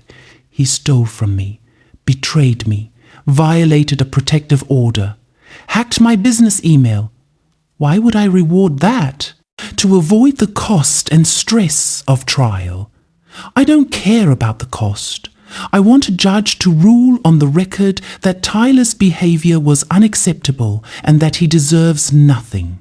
That's worth more to me than any amount of money I'd save settling. Judge Stone nodded. I understand. I'll convey that to Mr. Bryant. He left and didn't return. 20 minutes later, Marissa's phone buzzed with a text from Bryant's assistant. No settlement possible. See you at trial. Good, I said. Let's go to trial.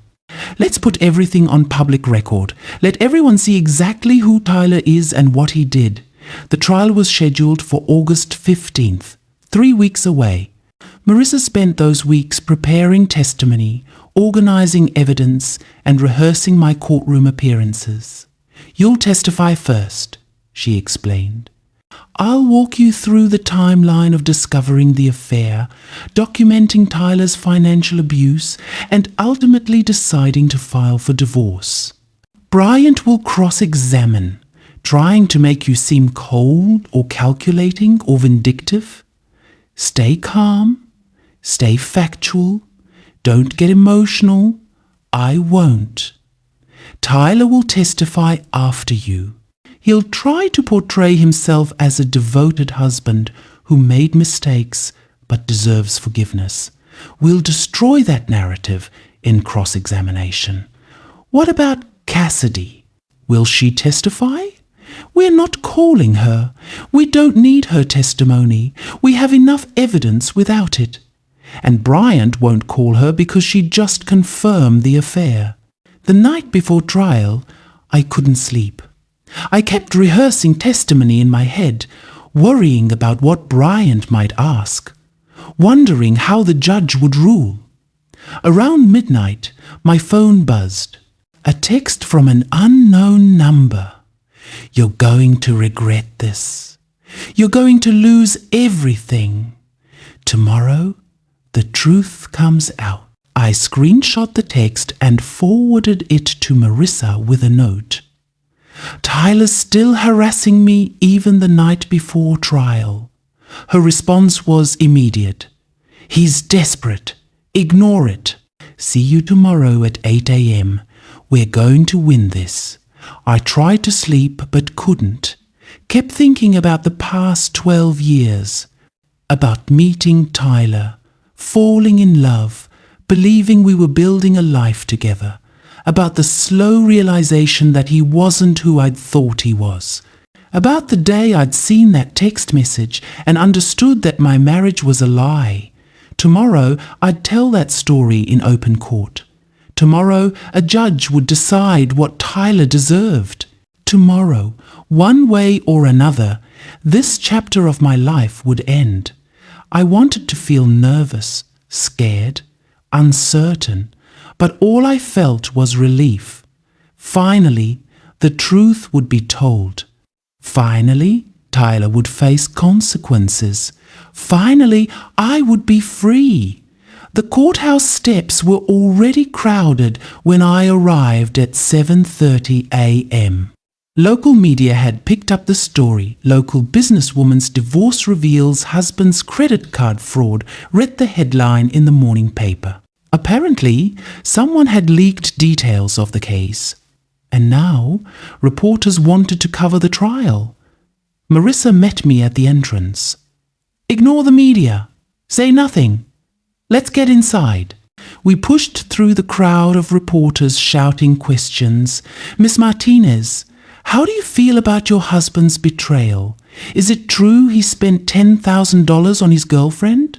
Will you be seeking criminal charges?" I kept my head down, my face neutral, and said nothing. Let them speculate. Let them write their stories. The only narrative that mattered would be told inside that courtroom. Judge Torres presided over the trial, the same judge who'd handled the temporary support hearing and the protective order. She'd already demonstrated that she wasn't sympathetic to Tyler's excuses. That was a good sign. The courtroom was smaller than I'd expected. Wood paneling, uncomfortable benches, fluorescent lights that made everything look slightly yellow. Tyler sat at the defense table with Bryant, dressed in a suit that looked expensive but wasn't probably rented for the occasion. He still wouldn't look at me. "This is the trial for dissolution of marriage in Martinez versus Westbrook," Judge Torres began. "Miss Chen, present your opening statement." Marissa stood. She'd worn a charcoal suit, severe and professional, and her voice was clear and measured. "Your Honor, this case is about betrayal, theft, and a pattern of financial abuse that lasted years. Sophia Martinez is a successful financial analyst who built a thriving business through hard work and dedication. She supported her husband, Tyler Westbrook, financially for 12 years while he pursued various ventures that produced no income. She believed she was investing in their partnership, in their future together. Marissa clicked her remote. The screen behind her lit up with a photo of Tyler and me on our wedding day. Young, happy, naive. But Tyler Westbrook wasn't building a future with his wife. He was exploiting her generosity, stealing her money, and betraying her trust. For at least 8 months, Mr. Westbrook carried on an affair with a woman named Cassidy Brennan. He used Miss Martinez's credit cards without permission to fund this affair. Romantic dinners, hotel rooms, jewelry, vacations. Over $40,000 of his wife's money spent on his girlfriend. The next slide showed my credit card statement with charges highlighted. When Miss Martinez discovered the affair and filed for divorce, Mr. Westbrook didn't accept responsibility. Instead, he violated the protective order, hacked her business email, and attempted to intimidate her into withdrawing her petition. This is not a man who made mistakes. This is a man who systematically abused his wife's trust and resources for years. Marissa paused, looking directly at Judge Torres. "Your Honor, we're asking that Mr. Westbrook receive nothing in this divorce. No alimony, no division of assets, no financial settlement. He forfeited any right to Miss Martinez's property when he stole from her, cheated on her, and harassed her. Justice requires that he face consequences for his actions. We intend to prove that he deserves nothing." She sat down. Brian stood for his opening statement. Your Honor, my client Tyler Westbrook is a man who loved his wife deeply. He made mistakes. He admits that freely. But those mistakes don't erase 12 years of marriage, 12 years of partnership, 12 years of building a life together. Brian's voice was smooth, practiced. He'd done this many times before. Miss Martinez would have you believe that she was the only person contributing to this marriage. But emotional labor is real labor. Supporting your spouse's career is real contribution. Being there through the challenges and the triumphs that matters. Mr. Westbrook may not have earned a traditional income, but he was his wife's partner in every other sense. I felt Marissa tense beside me. Bryant was trying to reframe Tyler's unemployment as some noble sacrifice. When Mr. Westbrook had an affair, it was wrong. We're not disputing that. But affairs don't happen in a vacuum. Miss Martinez worked constantly. She traveled frequently. She prioritized her career over her marriage. Mr. Westbrook felt neglected, lonely, and he made a terrible choice. But that choice doesn't mean he deserves to be financially destroyed. Bryant clicked to a slide showing my travel calendar, all the trips I'd taken for work over the past year. Look at this schedule, Your Honor. Sophia Martinez was gone more than she was home. Her husband built his life around supporting her career, and when he faltered, when he made human mistakes, she responded not with compassion, but with vindictiveness. She weaponized the legal system to punish him for being imperfect. He sat down. Judge Torres looked at both lawyers. Miss Chen, call your first witness. The petitioner calls Sophia Martinez to the stand. I walked to the witness stand, was sworn in, and sat facing Marissa. I'd rehearsed this dozens of times. Stay calm. Answer clearly. Don't get defensive. Miss Martinez, please tell the court about your career. I'm a financial analyst. I started my company, Martinez Financial Analytics, 8 years ago. We provide financial analysis and consulting for small and medium-sized businesses. I have 12 employees, and we serve approximately 40 clients. What's your annual income? Last year, approximately $250,000. And your husband's income? Tyler hasn't had income for the past 5 years. Before that, he worked in sales, earning between $40,000 and $60,000 annually. Who paid the household expenses during your marriage? I did. Mortgage, utilities, groceries, insurance, everything. Tyler occasionally contributed when he was working, but for the last 5 years, I've paid for everything. Did you mind supporting your husband financially? Not initially. I believed he was working to build his consulting business. I thought I was investing in our future. When did you discover that wasn't true? About a year ago, I started noticing that Tyler's business never produced any income. No clients, no contracts, no revenue. When I asked about it, he'd say he was still building his client base. But after a year with no progress, I realized the business was essentially fictional. How did that make you feel? Used. I'd been supporting him for years, while he did essentially nothing. Tell the court about discovering the affair. I took a breath. This was the hard part. 3 months before I filed for divorce, I saw a text message on Tyler's laptop. It was from Cassidy Brennan. The message said, "Can't wait for Vegas, baby. Just you, me, and your wife's money." There were also several explicit photos. What did you do? I took screenshots. Then I started monitoring Tyler's credit card to use the card in my name that he had access to. I discovered he'd been charging thousands of dollars to it. Restaurants, hotels, gifts, all for his affair. Did you confront him? No.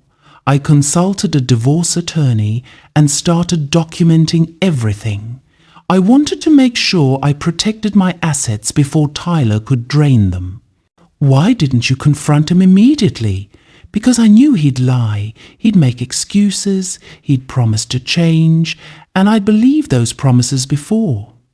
This time, I wanted evidence. I wanted proof that would stand up in court. Tell the court about the Las Vegas trip. In May, Tyler told me he was going to Portland to help his mother recover from knee surgery. But I was getting alerts on my phone for credit card charges in Las Vegas, hotel at the Palazzo, restaurants, Tiffany jewelry, almost $10,000 in 4 days. What did you do? I documented every charge. I screenshot Cassidy's Instagram posts from Vegas. She was posting photos of herself at various locations, and Tyler was visible in several of them. Then, when Tyler returned, I filed for divorce. Marissa walked me through the rest of the timeline: the divorce filing, Tyler's threats, the protective order, the email hacking, everything documented, everything supported by evidence. Then Bryant stood for cross-examination. Miss Martinez, you claim you didn't know about your husband's affair until 3 months before filing for divorce.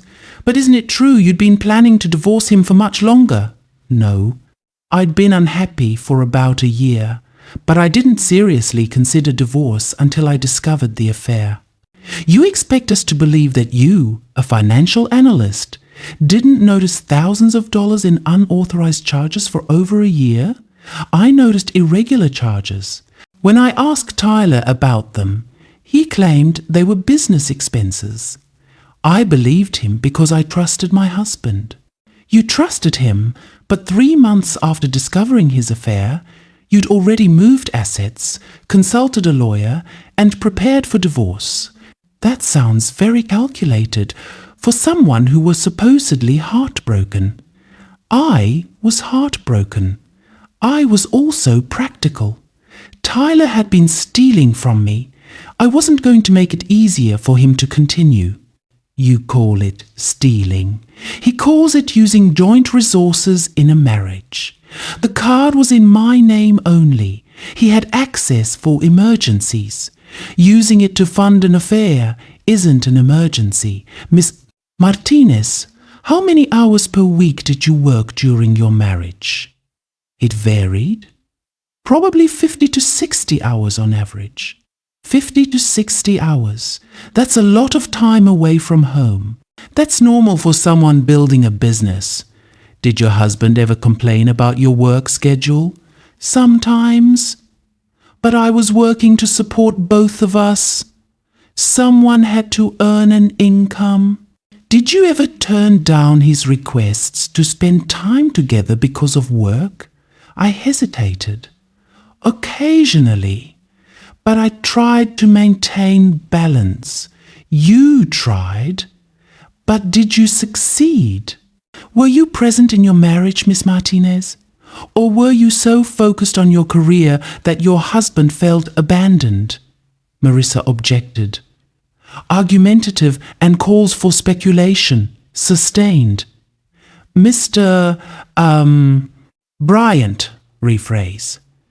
Miss Martinez, did your husband ever express feeling lonely or neglected? Yes, but instead of communicating with me about solutions, he had an affair. Maybe he tried to communicate. Maybe you were too busy to listen. Objection! Marissa stood. Counsel is testifying rather than questioning. Sustained. Mr. Bryant, ask questions or sit down. Bryant tried several more angles, but I'd prepared for this. Yes, I worked long hours. Yes, Tyler had complained about my schedule, but none of that justified theft or infidelity. None of that erased his responsibility for his own choices. After an hour, Bryant sat down. No further questions. Redirect? Judge Torres asked Marissa. Just briefly, Your Honor. Miss Martinez, did you ever refuse to support your husband's career? Never. I paid for his MBA. I gave him money to start his consulting business. I covered all household expenses so he could focus on building that business. Did you ever cheat on your husband? Never. Did you ever steal from him? Never. Did you ever lie to him about where you were or what you were doing? Never. No further questions. I stepped down from the witness stand, my legs shaky. The hardest part was over. Now Tyler would testify, and Marissa would expose his lies for exactly what they were. Judge Torres called for a lunch recess. Marissa and I ate sandwiches in a conference room while reviewing Tyler's anticipated testimony. He's going to paint himself as a victim, Marissa said. The devoted husband whose wife chose career over love. Bryant will try to make you seem cold and calculating. I don't care what I seem like.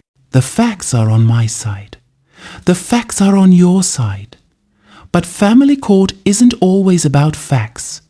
It's about narratives, about who the judge believes and sympathizes with. We need to make sure Judge Torres sees Tyler for what he is, a manipulative man who exploited his wife for years before betraying her. When we returned to the courtroom, Bryant called Tyler to the stand. Tyler looked nervous. His hands trembled slightly as he was sworn in. Bryant began with softballs, how they'd met, how long they'd been married, what their early years were like. Miss Westbrook, did you love your wife? I still love her. I've never stopped loving her. What went wrong in your marriage? Sophia became obsessed with work. She was gone constantly. When she was home, she was on her laptop or her phone. I felt like a ghost in my own marriage. How did that make you feel? Lonely, unimportant, like I mattered less than her clients. Did you communicate these feelings to your wife? I tried. But she'd say she was building our future, that I should be patient, that things would get better once the business was more established. But they never did.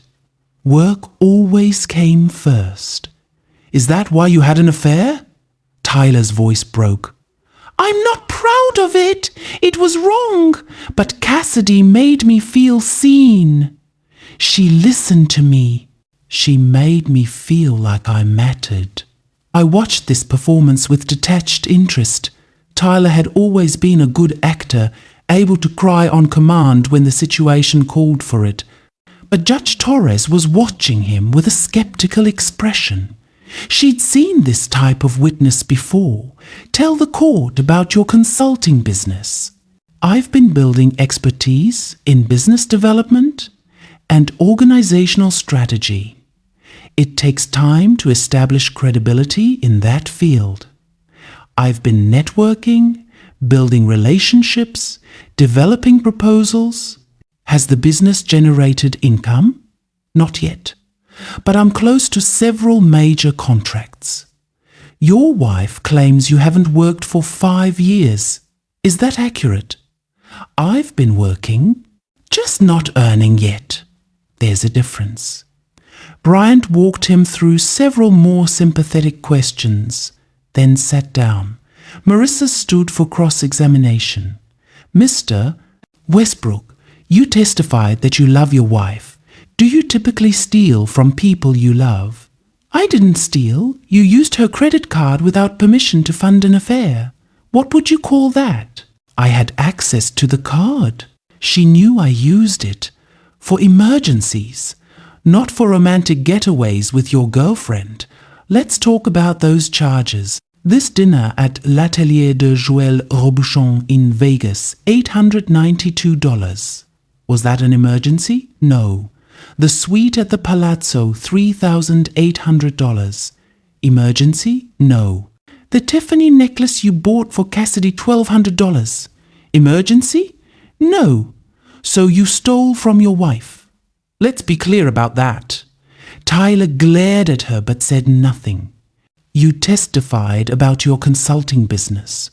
Name one client you've met with in the past year. I don't have their names memorized.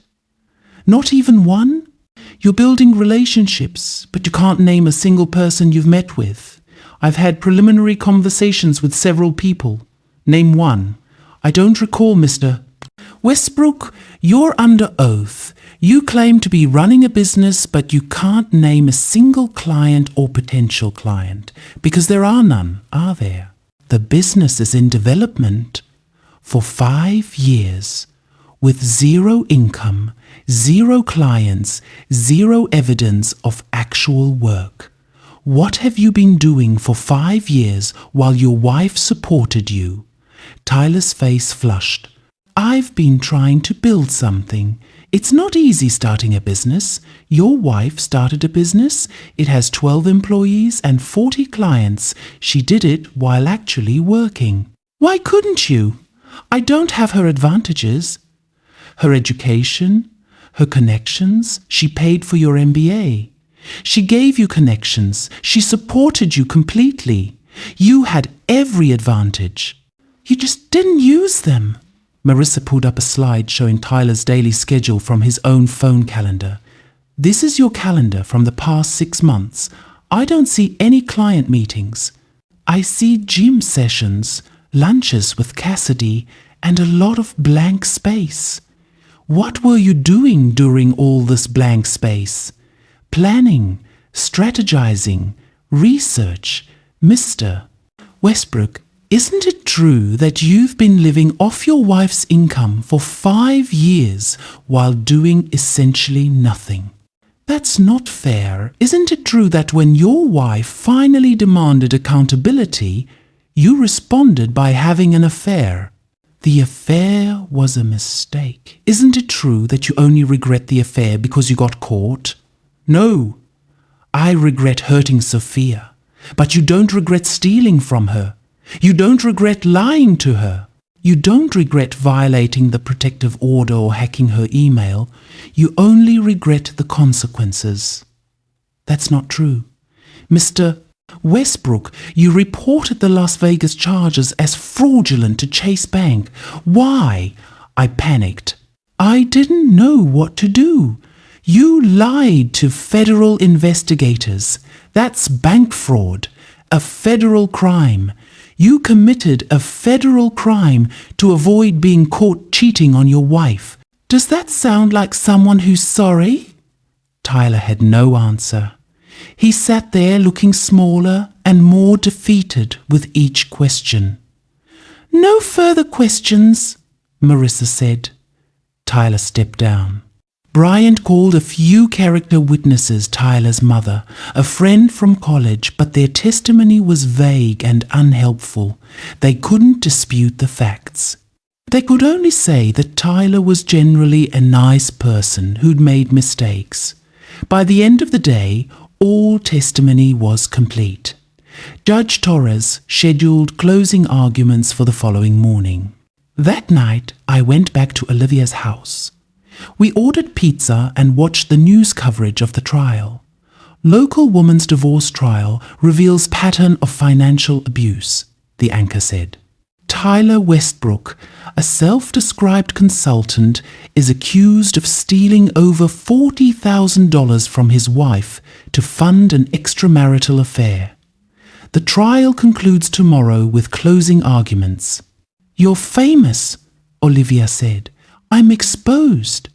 Everyone knows the details of my failed marriage now. Everyone knows your husband's a fraud. There's a difference.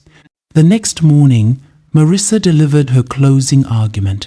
Your Honor, this case is simple. Tyler Westbrook spent 12 years exploiting his wife's generosity. He lived off her income while contributing nothing. When she finally expected accountability, he responded with betrayal and theft. He doesn't deserve sympathy. He doesn't deserve money. He deserves exactly what he gave his wife, Nothing. Brian's closing was predictable. Tyler Westbrook isn't perfect, but he's not a monster. He's a man who made mistakes in a struggling marriage. He deserves some compassion, some recognition of his contributions, and a fair settlement that reflects 12 years of partnership. Judge Torres took less than an hour to render her decision. I've reviewed the evidence and testimony carefully. This is a clear case of marital misconduct. Mr. Westbrook systematically abused his wife's trust and finances. His affair, combined with his unauthorized use of Miss Martinez's credit cards and his subsequent fraud report, demonstrates a pattern of behavior that forfeits any claim to marital assets. She paused, looking directly at Tyler. Mr. Westbrook, you're capable of working. You have an MBA. You have skills. You simply chose not to use them. Instead, you chose to live off your wife while pursuing relationships with other women. That's not partnership, that's exploitation. Tyler's face was pale. Therefore, I'm ordering that Tyler Westbrook receive nothing in this divorce. No division of assets, no alimony, no settlement. The marriage is dissolved. Miss Martinez retains all property, all accounts, and all business interests. Mr. Westbrook is responsible for his own legal fees. This court is adjourned. She banged her gavel. I sat there, hardly believing it. I'd won. Completely. Tyler got nothing. Brian looked stunned. Tyler looked destroyed, and I felt nothing. No joy, no vindication. Just relief that it was finally over. Outside the courthouse, reporters surrounded me. Marissa fielded their questions while I stood silently beside her. Miss Martinez's husband committed fraud, theft, and adultery. The judge's ruling reflects the severity of his misconduct. We're pleased with the outcome, and Miss Martinez is looking forward to moving on with her life. That evening, alone in my house for the first time since the divorce filing, I walked through each room thinking about the future.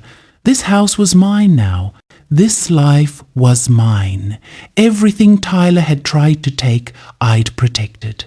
Tomorrow, I'd start rebuilding, start figuring out who I was outside of this marriage. Start creating a life based on my values rather than someone else's demands. But tonight, I just sat in the quiet, drinking wine and feeling the weight of the past year finally lift. The credit card charges had shown up in divorce court. Tyler had been exposed, justice had been served, and I was free. 6 months after the divorce was finalized, I sold the house. Too many memories, too much history. I bought a condo downtown, smaller but entirely mine, with floor-to-ceiling windows overlooking the city. Tyler had disappeared from my life completely. I'd heard through mutual acquaintances that he'd moved back in with his mother, that he'd finally gotten a job in sales, that Cassidy had dumped him once his financial support ended. I felt nothing hearing this news. He was just someone I used to know. My business continued to thrive. We'd expanded to 15 employees and 50 clients. The divorce had actually been good publicity. Several potential clients had reached out specifically because they'd heard about my situation and respected how I'd handled it. "You protected yourself intelligently," one new client told me. "That's exactly the kind of financial planning I need." I'd started dating again, cautiously. Nothing serious, just coffee dates and dinners with men who had actual careers and didn't expect me to fund their lifestyles. It felt strange after 12 years with Tyler, but also liberating. I could be myself without apologizing for my success. or making myself smaller to accommodate someone else's insecurity. One evening, I received an email from Tyler's lawyer. Miss Martinez, Mr. Westbrook would like to apologize in person. Would you be willing to meet for coffee? I forwarded it to Marissa with a note. Is he serious? Her response, ignore it. You owe him nothing, including the satisfaction of accepting his apology. I deleted the email without responding. A week later, a letter arrived at my office. Handwritten, 3 pages long, from Tyler. Sophia, I know you probably won't read this, but I needed to write it anyway. You were right about everything. I was exploiting you. I was stealing from you. I was lying to myself about who I was and what I was doing. Losing the divorce was the best thing that could have happened to me.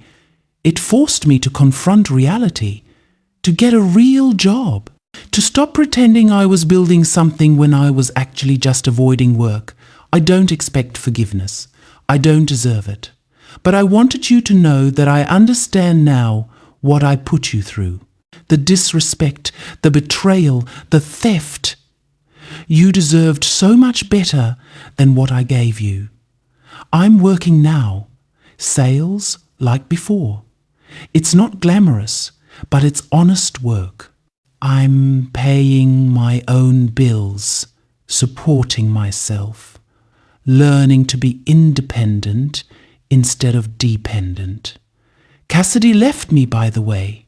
Once I didn't have your money to spend, she lost interest. I don't blame her.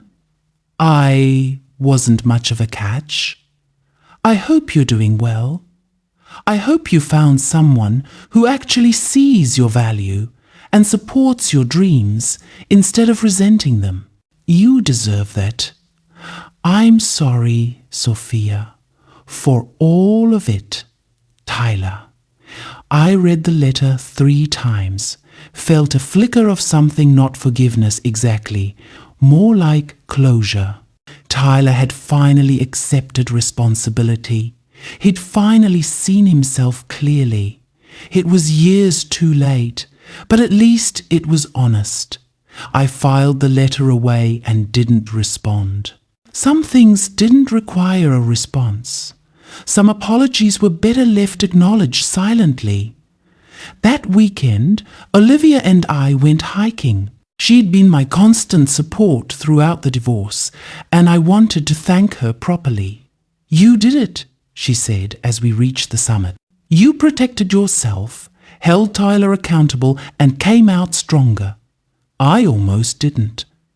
I almost just accepted his behavior, made excuses, convinced myself that love meant enduring betrayal.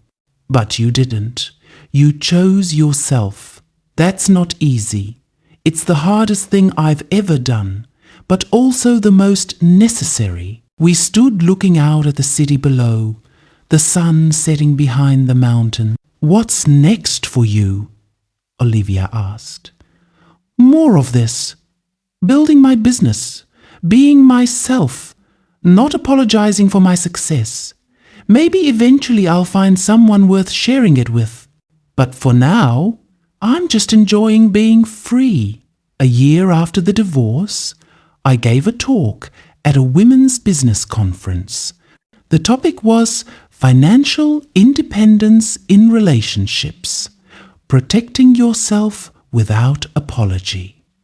I told my story carefully, without naming Tyler specifically. Talked about the signs of financial abuse I'd missed, the importance of maintaining separate accounts, the necessity of documentation when you suspect misconduct. Women are often taught that love means merging everything, finances, identities, dreams, I said to the audience of 300 women. But sometimes protecting yourself means maintaining boundaries. It means saying no. It means recognizing that you're not responsible for someone else's choices or failures. During the Q&A, a young woman asked, "How did you stay strong? How did you not just give up and pay him what he wanted?" Because I finally understood that paying him wouldn't make him go away. It would just teach him that threatening me worked. Sometimes the only way to deal with someone who's exploiting you is to cut them off completely. No money, no access, no power over your life. After the talk, dozens of women approached me, sharing their own stories of financial abuse, asking for advice, thanking me for being honest about my experience. One woman in her 50s said, "I've been supporting my husband for 20 years while he builds his business. Your story made me realize I'm enabling his refusal to work. I'm going to stop." "Be careful," I told her. "Have a plan. Document everything. Protect yourself legally before you confront him. Financial abusers often escalate when they lose access to money." "I will. Thank you." For showing me it's possible to choose myself. That was the unexpected gift of my divorce. Not just my own freedom, but the way my story helped other women recognize their own situations. Gave them permission to prioritize themselves. Showed them that leaving was possible and that they could survive. 2 years after the divorce, I ran into Tyler at a coffee shop. He was with a woman, younger than Cassidy, but she looked skeptical rather than starstruck. Tyler saw me, hesitated, then approached. "Sophia." "Hi, Tyler. This is Amanda, my girlfriend." Amanda shook my hand. "I've heard a lot about you. The divorce, the trial, all of it.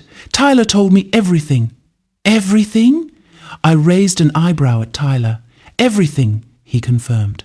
"What I did, how I treated you, why I deserved to lose. I'm not hiding it anymore." "Good. Honesty's a nice change for you." Amanda smiled slightly. "He's different now. Working hard, paying his own bills, no secret credit cards. I hope that's true, for both your sakes." Tyler looked older, tired, less confident. Working for a living had apparently humbled him. "I'm glad I ran into you," he said. "I wanted to tell you I'm proud of what you've built. Your business, your life. You deserved better than what I gave you. I did. But I got something valuable out of it anyway. I learned to value myself. We parted ways cordially. No drama, no anger. Just two people who used to be married acknowledging that they'd both moved on. 3 years post-divorce, my company was featured in a business magazine as one of the fastest-growing financial firms in the region. The article mentioned my divorce briefly. Martinez turned personal adversity into professional strength, using her experience with financial abuse to help clients protect their assets. I framed the article and hung it in my office, not as a reminder of Tyler or the divorce, but as proof that I'd built something real, something that mattered, something that helped people. The credit card charges that Tyler had thought he could hide had ended up as evidence in court. His attempt to steal from me had backfired spectacularly, and I'd emerged from the wreckage stronger, clearer, more certain of who I was and what I deserved. That was the real revenge, not destroying him, he'd done that himself, but building a life so good, so authentic, so successful that his betrayal became just a minor chapter in my story rather than the defining tragedy. I was Sophia Martinez, financial analyst, business owner, woman who'd refused to be exploited, and that was more than enough.